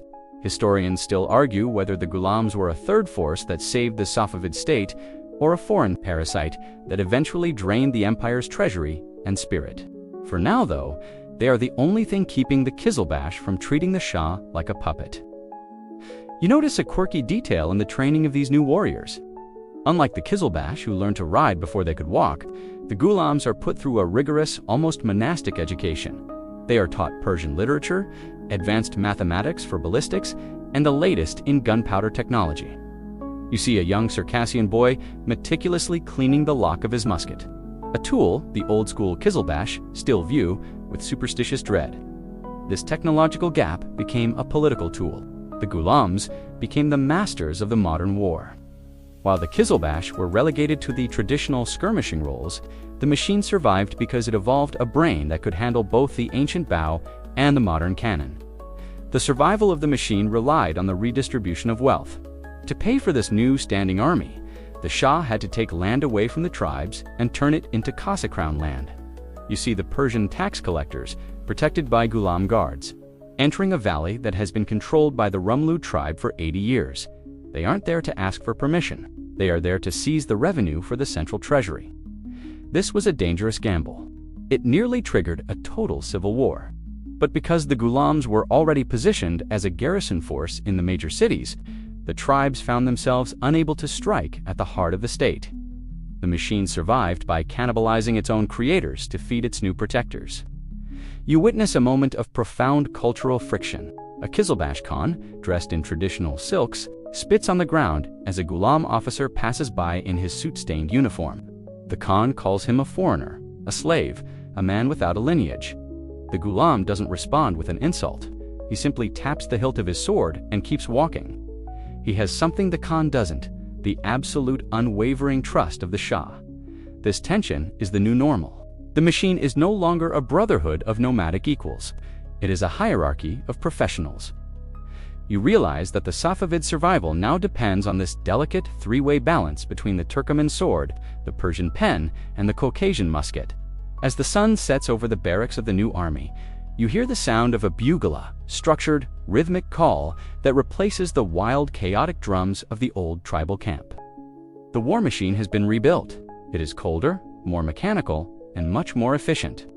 You see the young gulams filing into their quarters, their faces expressionless, their loyalty bought and paid for by the state.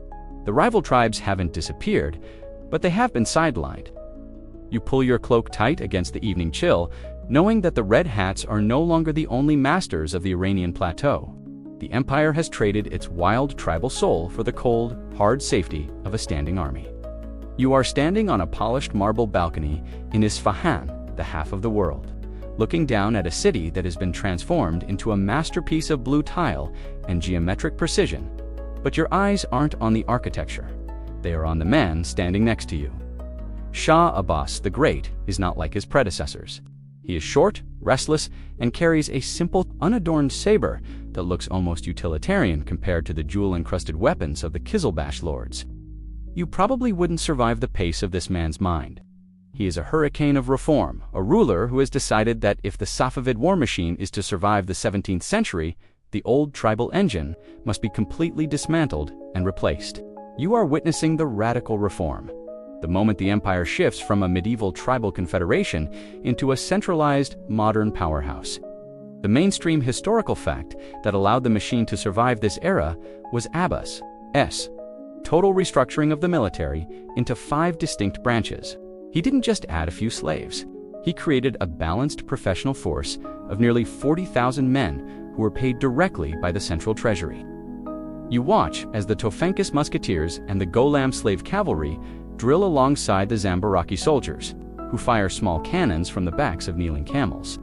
This was a logistical revolution. By bypassing the tribal chiefs and paying the soldiers himself, Abbas ensured that the 7 stars no longer had the power to hold the state hostage. The war machine survived because Abbas broke the Turkmen monopoly on violence. Historians still argue whether Abbas's reforms were an act of visionary genius or a cold-blooded betrayal of the Turkmen tribes that had put his family on the throne. As you watch a group of Qizilbash veterans being forcibly resettled to the distant frontiers of Khorasan, you see the quirky fringe reality of his method. Forced migration. Abbas would move an entire tribe thousands of miles from the Ottoman border to the Uzbek border not to punish them, but to disconnect them from their traditional power bases. There is an open scholarly debate phrase regarding this. Historians still argue whether Abbas's population engineering was the primary reason for Iran's cultural homogeneity or a brutal disruption that weakened the empire's natural defenses. You notice a quirky detail in Abbas's personality that fueled this survival. He was known to dress as a commoner and wander the streets of Isfahan at night, listening to what the soldiers and peasants were saying.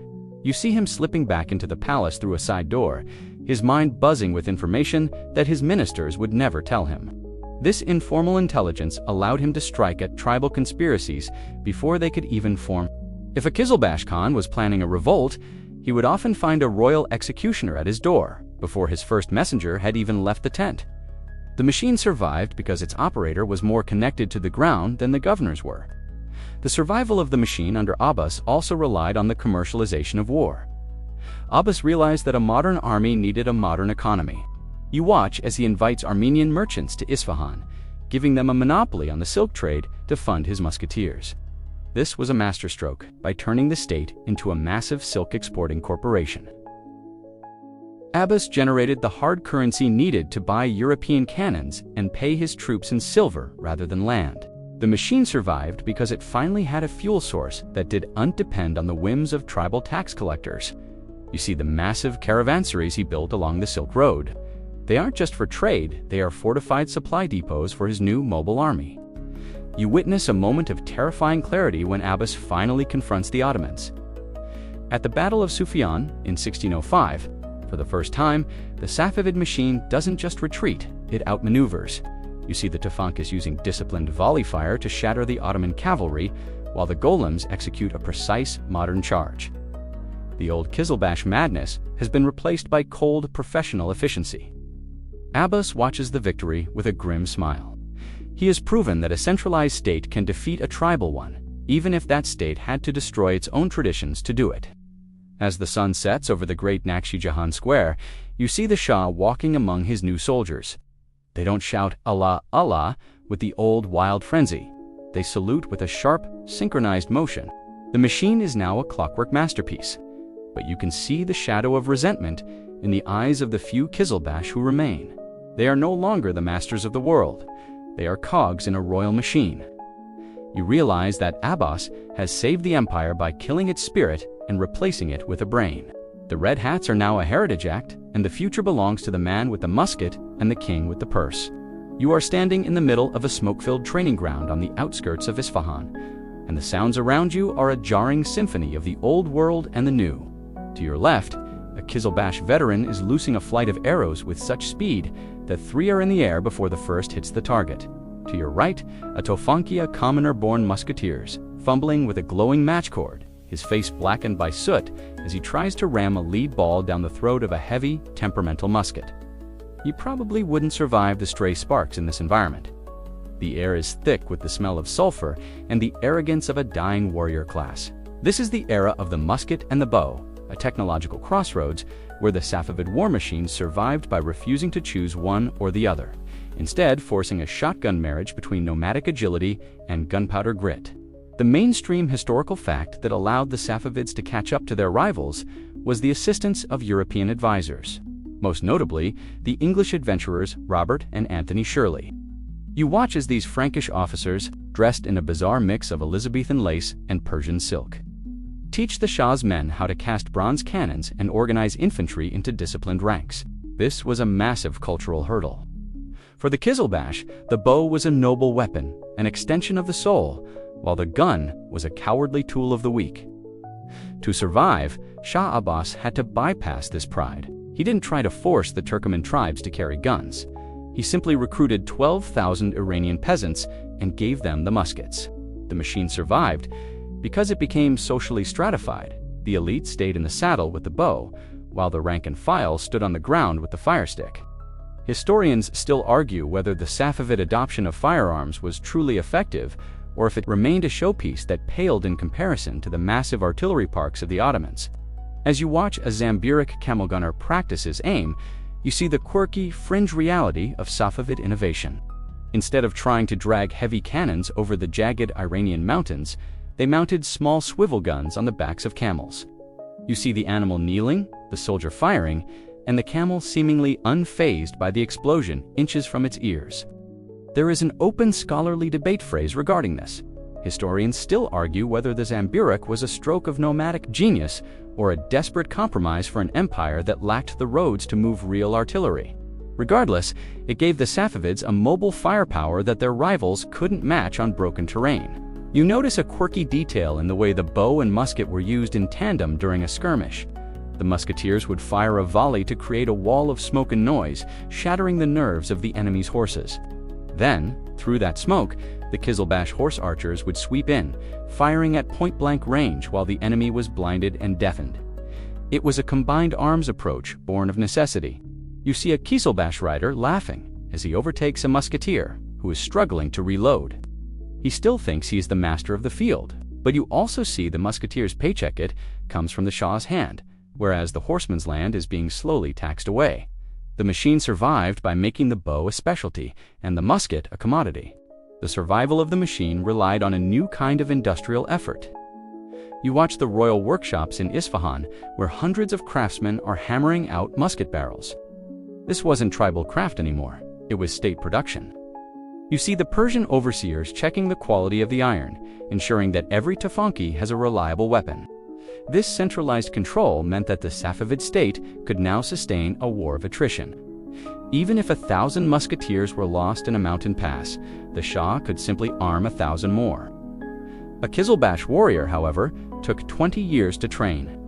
The machine survived by moving toward a disposable infantry model that protected its irreplaceable cavalry assets. You witness a moment of tension when a group of golams, the slave soldiers, are given the first batch of new Eider flintlock pistols imported from Europe. The Qizilbash chieftains watch from their horses, their faces twisted in a mix of curiosity and disdain. They realize the world is shrinking. The bow requires a lifetime of strength and focus. The pistol requires only a finger and a moment of luck. The machine survived because it embraced this democratization of death, by giving the commoner and the slave the power to kill a nobleman from 50 paces. The Shah effectively decapitated any potential tribal rebellion before it could even start. As the sun sets over the firing range and the smoke finally clears, you see the soldiers cleaning their weapons. The archers are waxing their strings, and the musketeers are scrubbing their pans. They represent two different centuries living in the same camp. You realize that the Safavid war machine survived its rivals because it was a hybrid. It did abandon the horse and the bow the things that made it fastbutt. It added the lead and the flame the things that made it final. You pull your cloak tight as the last cannon blast echoes off the city walls. Knowing that the Red Hats have finally learned to live with the soot. You are standing in the middle of a vast, salt-crusted salt flat on the edge of the dashed Kavir Desert, shielding your eyes against a sun that feels like a physical weight on your shoulders. Looking out across the shimmering heat haze, you see a line of pack camels stretching so far back they disappear into the horizon. This isn't a combat unit. It's a grain caravan, and it is the most vital part of the Safavid engine. You probably wouldn't survive 2 days out here without the specialized knowledge of the local Rotters road guards. The water is bitter with alkali, and the distances between fortified oases are calculated in days of agony, not miles. You are witnessing the logistics of the high plateau, the silent, grinding struggle to keep a massive army fed in a landscape that is actively trying to starve them. The war machine survived because the Safavids mastered the art of moving a city's worth of calories through a wasteland. The mainstream historical fact that allowed the Safavids to maintain their borders was the caravanserai network. Under Shah Abbas, the state embarked on a massive infrastructure project, building a fortified stone lodge roughly every 20 to 30 kilometers the distance a laden camel can travel in a day. You watch as a troop of golams pulls into one of these lodges. Inside the thick, cool stone walls, there is hay for the horses' water, for the men, and a secure courtyard to prevent tribal raiders from stealing the supply. This wasn't just about trade. These were military supply depots. The machine survived because it created a pulsing logistics system moving resources from the fertile grain belts of Azerbaijan and Shiraz into the arid frontier zones of the East and West. Historians still argue whether the extreme environmental difficulty of the Iranian plateau was a blessing or a curse for the Safavids. As you watch a group of soldiers digging a Kanatan ancient Persian underground canal to tap into a mountain aquifer, you see the quirky fringe reality of Safavid warfare. They were an army of engineers as much as archers. To defend a frontier, they didn't just build a fort. They had to build an entire artificial ecosystem to sustain the garrison. There is an open scholarly debate phrase regarding this. Historians still argue whether the Safavid state's survival was due to its hydraulic control of water resources in a thirsty land, making the Shah the ultimate provider and destroyer of life. Without the Qanat, the war machine would have literally dried up and blown away in the wind. You notice a quirky detail in the rationing of the Qizilbash. These men could survive for weeks on nothing but shul, a thick coloredensed porridge, and dried fruit. But their horses were a different story. A Mongol-style pony could graze on scrub, but the elite Safavid chargers required barley. You see the logistical officers meticulously weighing sacks of grain, treating them with more care than gold coins. If the grain ran out, the cavalry became nothing more than hungry men on foot. The machine survived because it prioritized the horsepower over the humans. You see the camels carrying portable mills, grinding grain into flour as the army marches, ensuring that the bread is fresh even in the middle of a salt desert. The survival of the machine also relied on the mulk system of local procurement. Instead of carrying everything from Isfahan, the Safavids used the Persian bureaucracy to ensure that every village along the line of march had a quota of supplies ready. You watch a Tajik official arguing with a village headman over a missing shipment of clarified butter. It's not glorious, and it doesn't make for great poetry, but this friction is what kept the Tufankas in the field. The machine survived because the men of the pen were better at counting sheep than the rival Uzbek or Ottoman generals, who often lost more men to starvation on the Iranian plateau than to Safavid arrows. You witness a moment of incredible hardship when a sudden dust storm the Simum scours the caravan. The world turns orange, and the grit gets into everything. The muskets, the bread, the eyes of the camels, but the march doesn't stop. The Safavid officers use a system of bells and rhythmic chants to keep the line together in zero visibility. This discipline of the desert was something the rival tribes, who moved more haphazardly, couldn't emulate. The machine survived because it had become a professionalized caravan.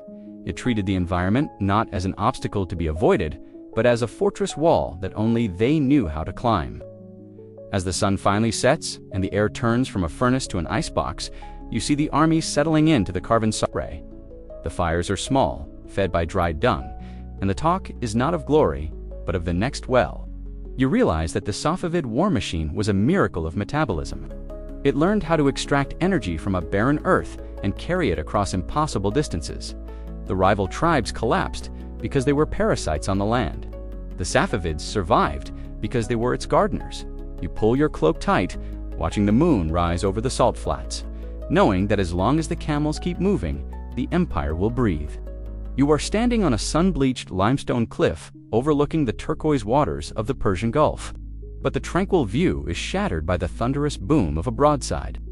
Out on the horizon, the massive high-walled carracks of the Portuguese Empire are trading fire with local dhows, their black powder smoke smudging the pristine sky. To your rear, a Safavid scouting party sits on their horses, looking at the ocean with a mixture of suspicion and profound confusion. You probably wouldn't survive the brutal humidity of this coast. The Garmsir hotlands are a breeding ground for fever, and the Qizilbash, born of the cool mountain steppes, loathe this terrain. This is the era of the Portuguese and the Persian Gulf, a moment when the Safavid war machine realized that its survival depended on a medium it had ignored for centuries: the sea. The mainstream historical fact of this period is the Safavid struggle to reclaim the strategic island of Hormuz, which the Portuguese had occupied since 1515, effectively strangling Persian trade. The Safavids were a land power with no navy to speak of. To survive this maritime blockade, Shah Abbas did the unthinkable. He formed a tactical alliance with the infidel English East India Company. You watch as Safavid gholams board English ships, their red hats looking entirely out of place against the rigging and sails. In 1622, this combined force managed to oust the Portuguese from Hormuz. The war machine survived because it was pragmatic enough to outsource its naval needs to one European power to defeat another, ensuring the silk wealth of the interior could finally reach global markets. Historians still argue whether the Safavid reliance on European naval power was a brilliant strategic bypass or a Faustian bargain that laid the groundwork for future colonial encroachment. As you watch the smoke clear from the ruins of the Portuguese fort, you see a quirky fringe detail of the battle: the use of galibats. These were local fast-moving rowing vessels that the Safavids used to ferry thousands of troops onto the island. Under the cover of the English cannons, there is an open scholarly debate phrase regarding this. Historians still argue whether the Safavid maritime strategy was a genuine naval revolution or merely an annual land operation that happened to take place on an island. Regardless, the capture of Hormuz proved the machine could adapt to saltwater when the treasury demanded it. You notice a quirky detail in the way the Safavids celebrated this victory. They didn't build a great fleet of their own. Instead, they built the port of Bandar Abbas on the mainland, designed to be a trap for foreign merchants, where the Shah could control every bale of silk and pound of spice. You see the Persian customs officials, the men of the pen setting up their tables right on the docks, protected by musketeers. The war machine survived because it realized that sea power didn't always mean having ships. Sometimes it meant having the most fortified gate to the ocean. The Qizilbash might hate the sea, but they loved the silver that flows from it. The survival of the machine on the coast also relied on a brutal psychological warfare. You hear stories of how the Safavids dealt with local maritime rebels and Portuguese stragglers. They weren't just looking to defeat them, they were looking to erase the memory of their presence.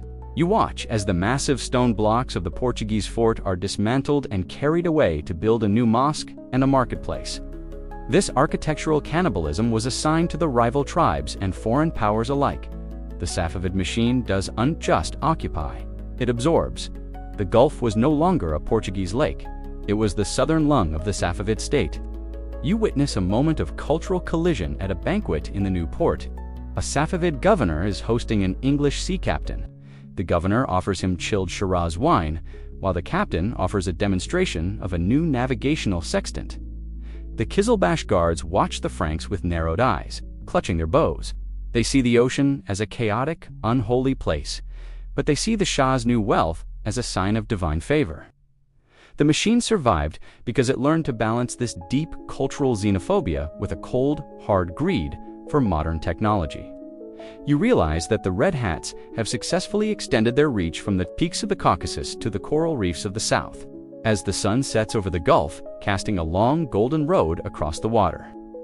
You see the English ships weighing anchor, their holds full of Persian silk. The Safavid machine has survived its maritime crisis by becoming a partner in the burgeoning global economy. You pull your cloak tight against the damp sea breeze, knowing that the empire's borders are no longer just lines on a map, they are the waves themselves. The war machine has found its sea legs. Even if it still prefers the feel of a saddle to the roll of a deck, you are galloping across the endless rolling grasslands of Khorasan, the land of the rising sun, and the air here is sharper, colder, and tastes of iron.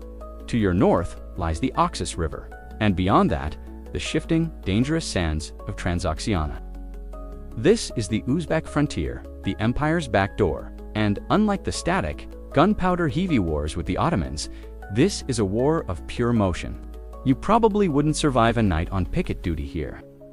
The Uzbek raiders, heirs to the legacy of Genghis Khan and Timur, move like shadows, striking a village at dawn and vanishing into the steppe before the local garrison can even saddle their horses.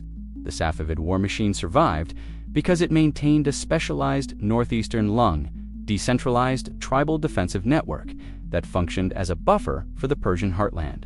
The mainstream historical fact that defined this frontier was the century-long rivalry between the Safavids and the Shabanid Uzbeks.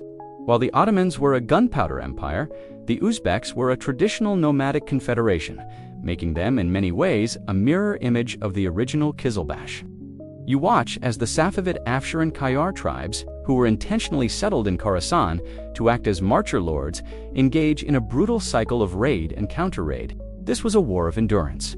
The machine survived because the Safavids realized they couldn't conquer the steppe, so they settled for containing it.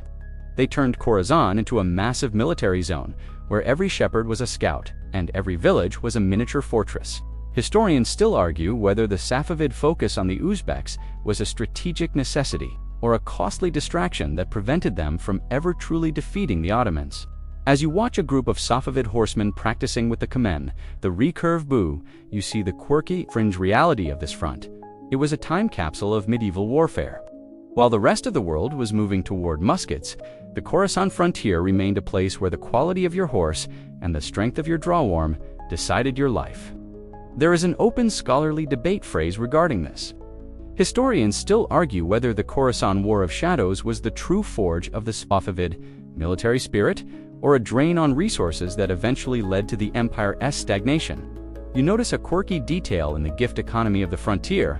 The Safavid Shahs would often send elaborate robes of honor, high-quality steel blades, and caches of silver to the Uzbek subchieftains to encourage them to betray their own khans. You see a Safavid envoy meeting a desert chief in a tent made of felt. They are drinking tea and discussing the price of loyalty. This diplomacy of the bribe was just as effective as any cavalry charge. The machine survived because it knew how to play on the internal fractures of the Uzbek tribes, ensuring that they were usually too busy fighting each other to launch a unified invasion of the Iranian plateau. The survival of the machine in the east also relied on the holy city of Mashhad. You see the massive gold-domed shrine of Imam Reza, the 8th Shia Imam. This wasn't just a religious site, it was a psychological anchor. The Qizilbash believed that losing Mashhad was a spiritual catastrophe, making them fight with a suicidal intensity that unsettled even the most hardened Uzbek warriors. You watch a wounded soldier dragging himself toward the shrine, convinced that touching the silver grate will heal his soul, if not his body. The machine survived because it had something to protect that was more valuable than land or gold. It had its identity. You witness a moment of frantic activity as a signal fire is lit on a distant hill. The red hats don't panic. They move with the practiced ease of men who have done this 1,000 times. The women and children move into the fortified Kalat Tower, while the men mount up to meet the raid. There are no musketeers here. The matchlocks are too slow for this kind of fighting. it's all sabers and shortbows. You realize that the Safavid war machine survived its rival tribes because it was a chameleon. In the west, it fought like a modern state. In the east, it remained a pack of wolves. As the sun sets over the parched hills of the frontier, the horizon glows with the fires of a dozen small skirmishes. The Uzbeks have been driven back for now, but they will be back with the next moon. The Safavid machine survives because it has learned to live with this constant, low-level pain.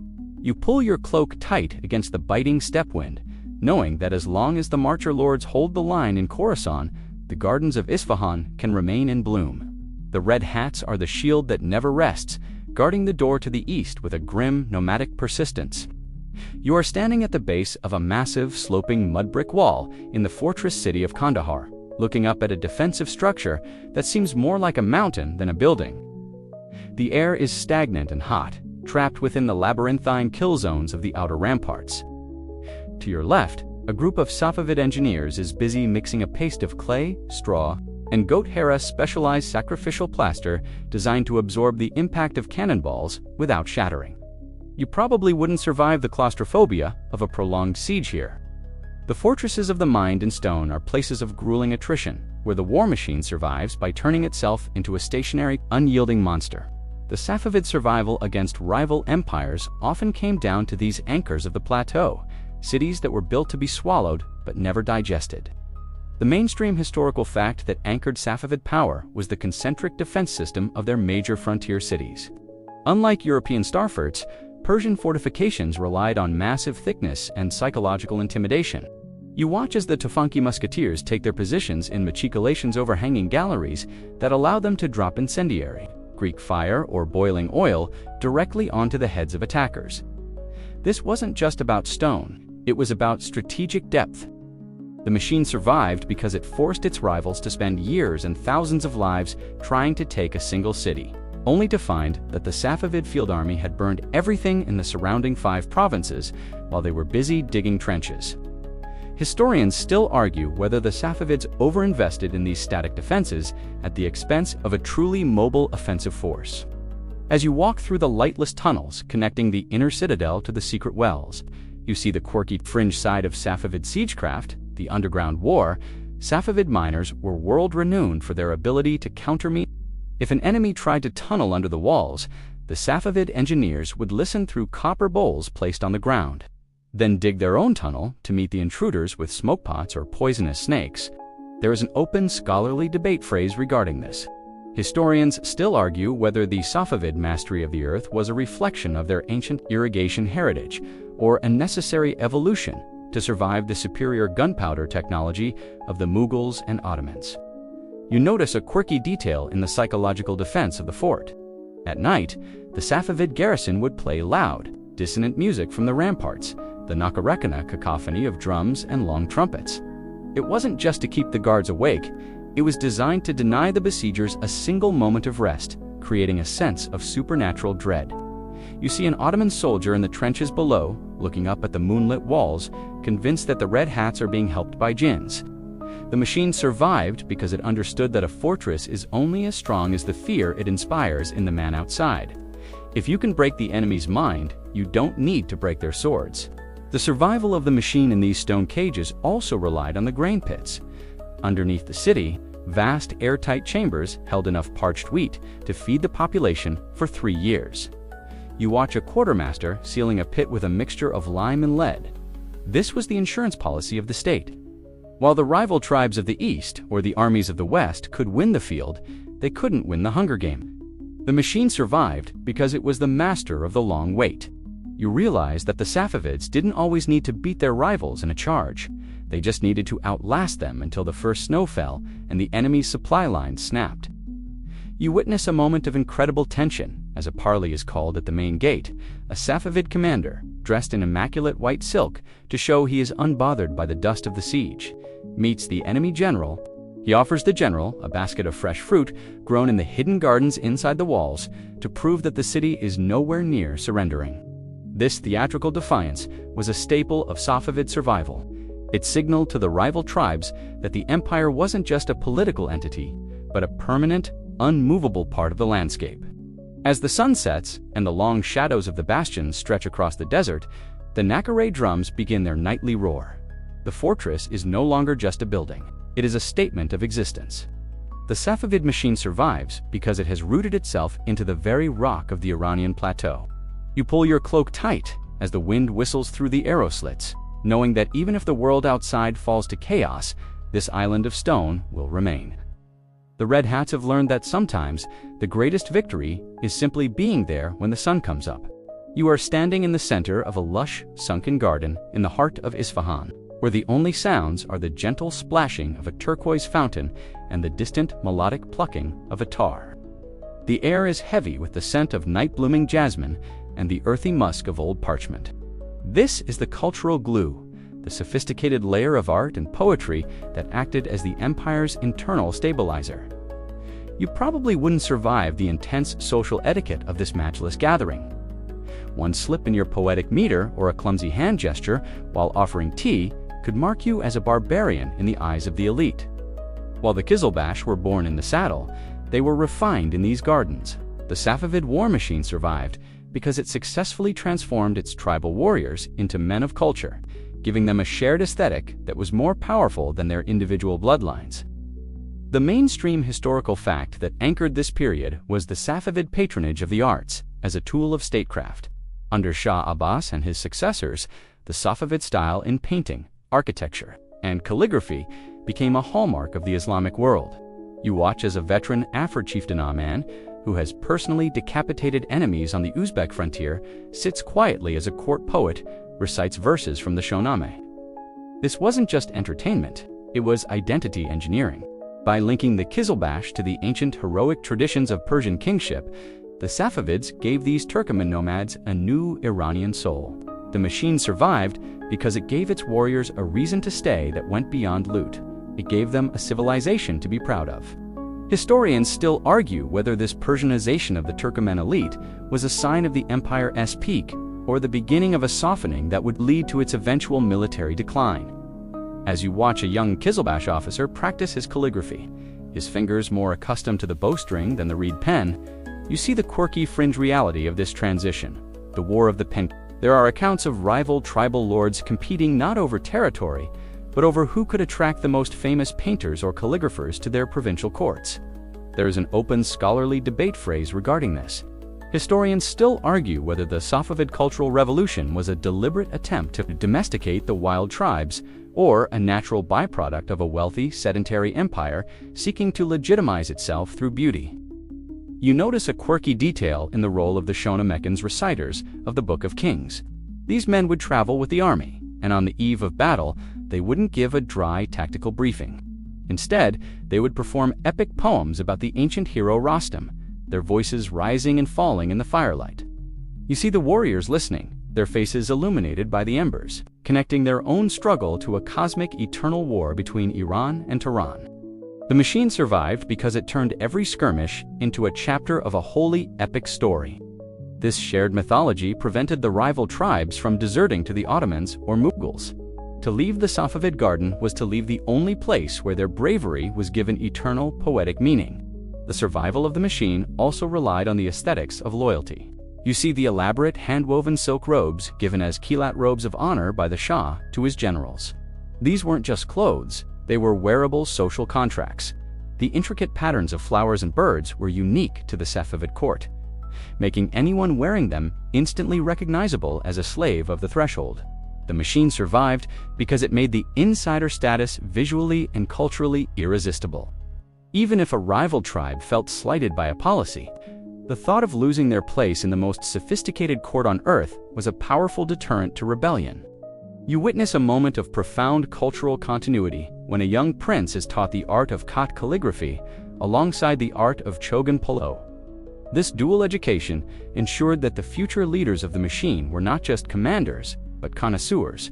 The rival tribes in the east and west remained fractured by raw power struggles, but the Safavids were held together by a common language of the soul. You realize that the Red Hats survived because they learned to appreciate the curve of a letter as much as the curve of a saber. As the moon rises over the garden and the poet finishes his last couplet, a deep, contemplative silence settles over the assembly. The warriors don't reach for their swords. They reach for their cups, nodding in silent agreement with the beauty of the verse. The Safavid machine survives because it has built a palace of the mind that is more durable than any fortress.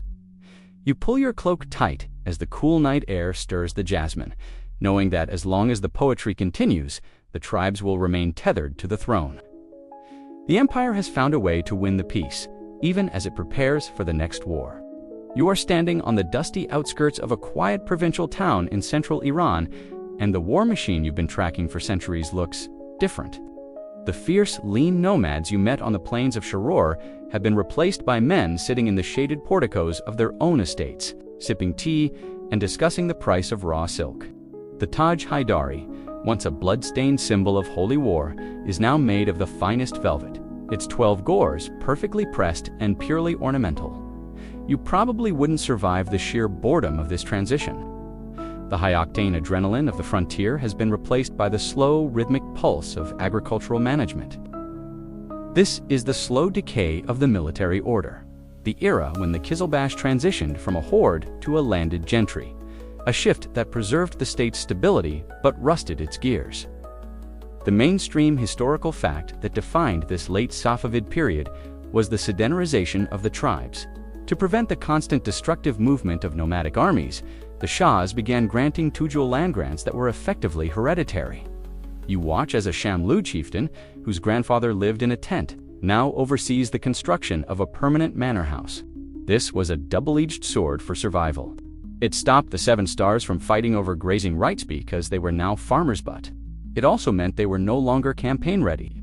The war machine survived because it became part of the landscape, but in doing so, it lost its ability to move with the lightning speed that once terrified the world. Historians still argue whether this transition was an inevitable result of imperial success or a strategic mistake that left Iran vulnerable to the rising Afghan and Russian powers. As you watch a Qizilbash elder struggle to mount his horse's belly, significantly rounder than his ancestors, you see the quirky fringe reality of this softening: the honorary warrior. There are records of city-dwelling bureaucrats and merchants buying their way into Qizilbash lineages just to wear the red hat and claim tax exemptions. There is an open scholarly debate phrase regarding this. Historians still argue whether the late Safavid military was a paper tiger that existed only in tax registries, or a dormant giant that simply lacked a leader like Abbas to wake it up. You notice a quirky detail in the equipment of this era. The weapons are more beautiful than ever inlaid with gold and ivory, but they are rarely sharpened. You see a young Afshar soldier who spends more time grooming his mustache and layering his silk sashes than he does practicing with his bow. The machine has become a pageant. It survives because its reputation still carries weight. The Ottomans and Uzbeks, also aging and facing their own internal rot, are hesitant to test a border guarded by the descendants of the men who fought at Sufyan. This was a piece of exhaustion, where the Safavids survived not by being stronger, but by outlasting the energy of their rivals. The survival of the machine also relied on the professionalization of the rear. While the Qizilbash grew soft, the Golems and Tofenkis in the capital became a more insular political class. You see them in the coffee houses of Isfahan debating palace politics rather than military strategy. The machine survived because it had become a civilian state. The central government was now so entrenched in the social fabric of Iran that it didn't need a constant war to justify its existence. You realize that the Safavids had successfully demilitarized their own revolution to prevent it from consuming them. You witness a moment of melancholy irony when a group of tribal elders tries to organize a traditional hunt. It's a disorganized mess compared to the disciplined Kamarga circle hunts of the past. The horses are slow, and the young men are more interested in the luxury of the camp than the kill. The machine hasn't collapsed in a spectacular explosion. It is simply fading like an old tapestry in the sun. The Red Hats have become a nostalgic memory of what it meant to be a warrior, even as they enjoy the comforts of the world they conquered. As the sun sets over the peaceful, irrigated fields of the Qizilbash estates, you see the old chieftain looking toward the frontier. He knows the wolves are still out there. The Afghans in the east are growing restless, but he turns back to his tea. The machine is quiet, its fires dampened by a century of prosperity. You pull your cloak tight, realizing that the greatest threat to a war machine isn't always defeat. Sometimes, it's the quiet, comfortable success of the peace it fought so hard to win. The Red Hats are still there, but the heads beneath them are thinking of harvest, not holy war. You are standing on the ruins of a collapsed watchtower in the year 1722, looking out over a horizon where the smoke of Isfahan's fall is finally beginning to dissipate. The air is cold and silent, a stark contrast to the thundering hooves and religious chants that accompanied your journey's start.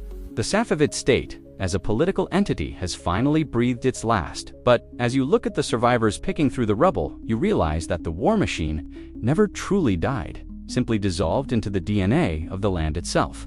You probably wouldn't survive the chaos of this interregnum, where the Red Hats have been replaced by the Naderi and Zand aspirants. But you can see the ghost of the Qizilbash in every movement they make. This is the legacy of the Red Hats, a final reflection on how a machine that was supposed to collapse under the weight of its own tribal friction ended up defining the modern soul of Iran. The mainstream historical fact that underscores this legacy is the permanence of the Safavid borders. Despite the collapse of the dynasty, the territory they carved, outbounded by the Caucasus, the Zagros, and the Hindu Kush remains, the blueprint for the modern Iranian state. You watch as a local militia leader, who wouldn't know a Safavid Shah from a hole in the ground, uses the same scorched earth and mountain defense tactics you saw centuries ago. The war machine survived rival tribes for so long that it turned a collection of disparate nomads and peasants into a single, cohesive nation-state with a shared Shia identity. The machine didn't collapse. It successfully finished its job of forging a country, and then it retired into history. Historians still argue whether the Safavid collapse was an inevitable Malthusian crisis or a freak accident of poor leadership in the final decade. As you walk through the abandoned workshops of the Isfahan Bazaar, you see the quirky fringe reality of their survival. The ghost Qizilbash. Long after the last Shah was deposed, certain families in the remote mountains of Azerbaijan and Anatolia continued to wear the red hat in secret, maintaining the vow of poverty and service to a house that no longer held a throne. There is an open scholarly debate phrase regarding this. Historians still argue whether the Safavid sacred aura was so powerful that it actually prevented the successful establishment of any other dynasty until the Qajars finally mimicked the Safavid model in the 19th century. You notice a quirky detail in the language around you. Even now, the military terms, the courtly etiquette, and the very way people argue about religion are all products of that 15th century Red Hat revolution. You see a poet writing a lament for the fallen empire, using the same metaphors of the garden and the cup that Tahmasp loved. The machine survived because it became a culture. It moved from the barracks into the kitchen, the mosque, and the nursery. The rival tribes eventually stopped fighting the Safavids because they had become the Safavids. There was no one left to fight who wasn't already part of the dream. The survival of the Safavid idea also relied on its spiritual resilience. You see the processions of Muharram continuing even under the rule of the Afghan conquerors. The religious binding agent we saw earlier proved to be stronger than any army. By making Shi'ism the heartbeat of the plateau, the Safavids ensured that even if the head of the state was cut off, the body would keep breathing. The war machine survived rival tribes by making itself indispensable to the identity of the people. You realize that you cannot defeat an army that has moved inside the hearts of its subjects. You witness a final quiet moment as an old man buries a rusted 12-gourd helmet in his backyard, hiding it from the new rulers. He isn't hiding it because it's valuable. He is hiding it because it's a relic of a time when the world was colored in crimson, and the perfect guide promised a path to heaven. The Safavid machine survived because it offered a sense of belonging in a chaotic world. It took the raw, violent energy of the Turkmen tribes and channeled it into a masterpiece of statecraft that lasted 221 years, a miracle of balance that defies every law of tribal gravity. The fire is nothing but embers now, and the stories of the horsemen have faded into the soft, rhythmic breathing of the night. You can feel the weight of the centuries lifting off your shoulders as the jagged peaks of the Alborz Mountains soften into the twilight, their shadows stretching out like tired giants seeking rest. The frantic clatter of the Qizilbash charge is gone, replaced by the gentle rustle of a silk curtain in a quiet room, and the air is cool, carrying only the faint, sweet memory of rosewater and old ink. Everything is settled. The borders are drawn, the prayers have been whispered, and the long, violent journey of the Red Hats has finally reached its peaceful, silent end. You are safe now, cradled in the stillness of a history that has already been written. a world that has found its rest in the quiet beauty of the half of the world. Let the darkness be a soft blanket, and let the echoes of the drums fade until they are nothing more than the beating of your own heart, slow and steady, leading you into a deep, dreamless sleep.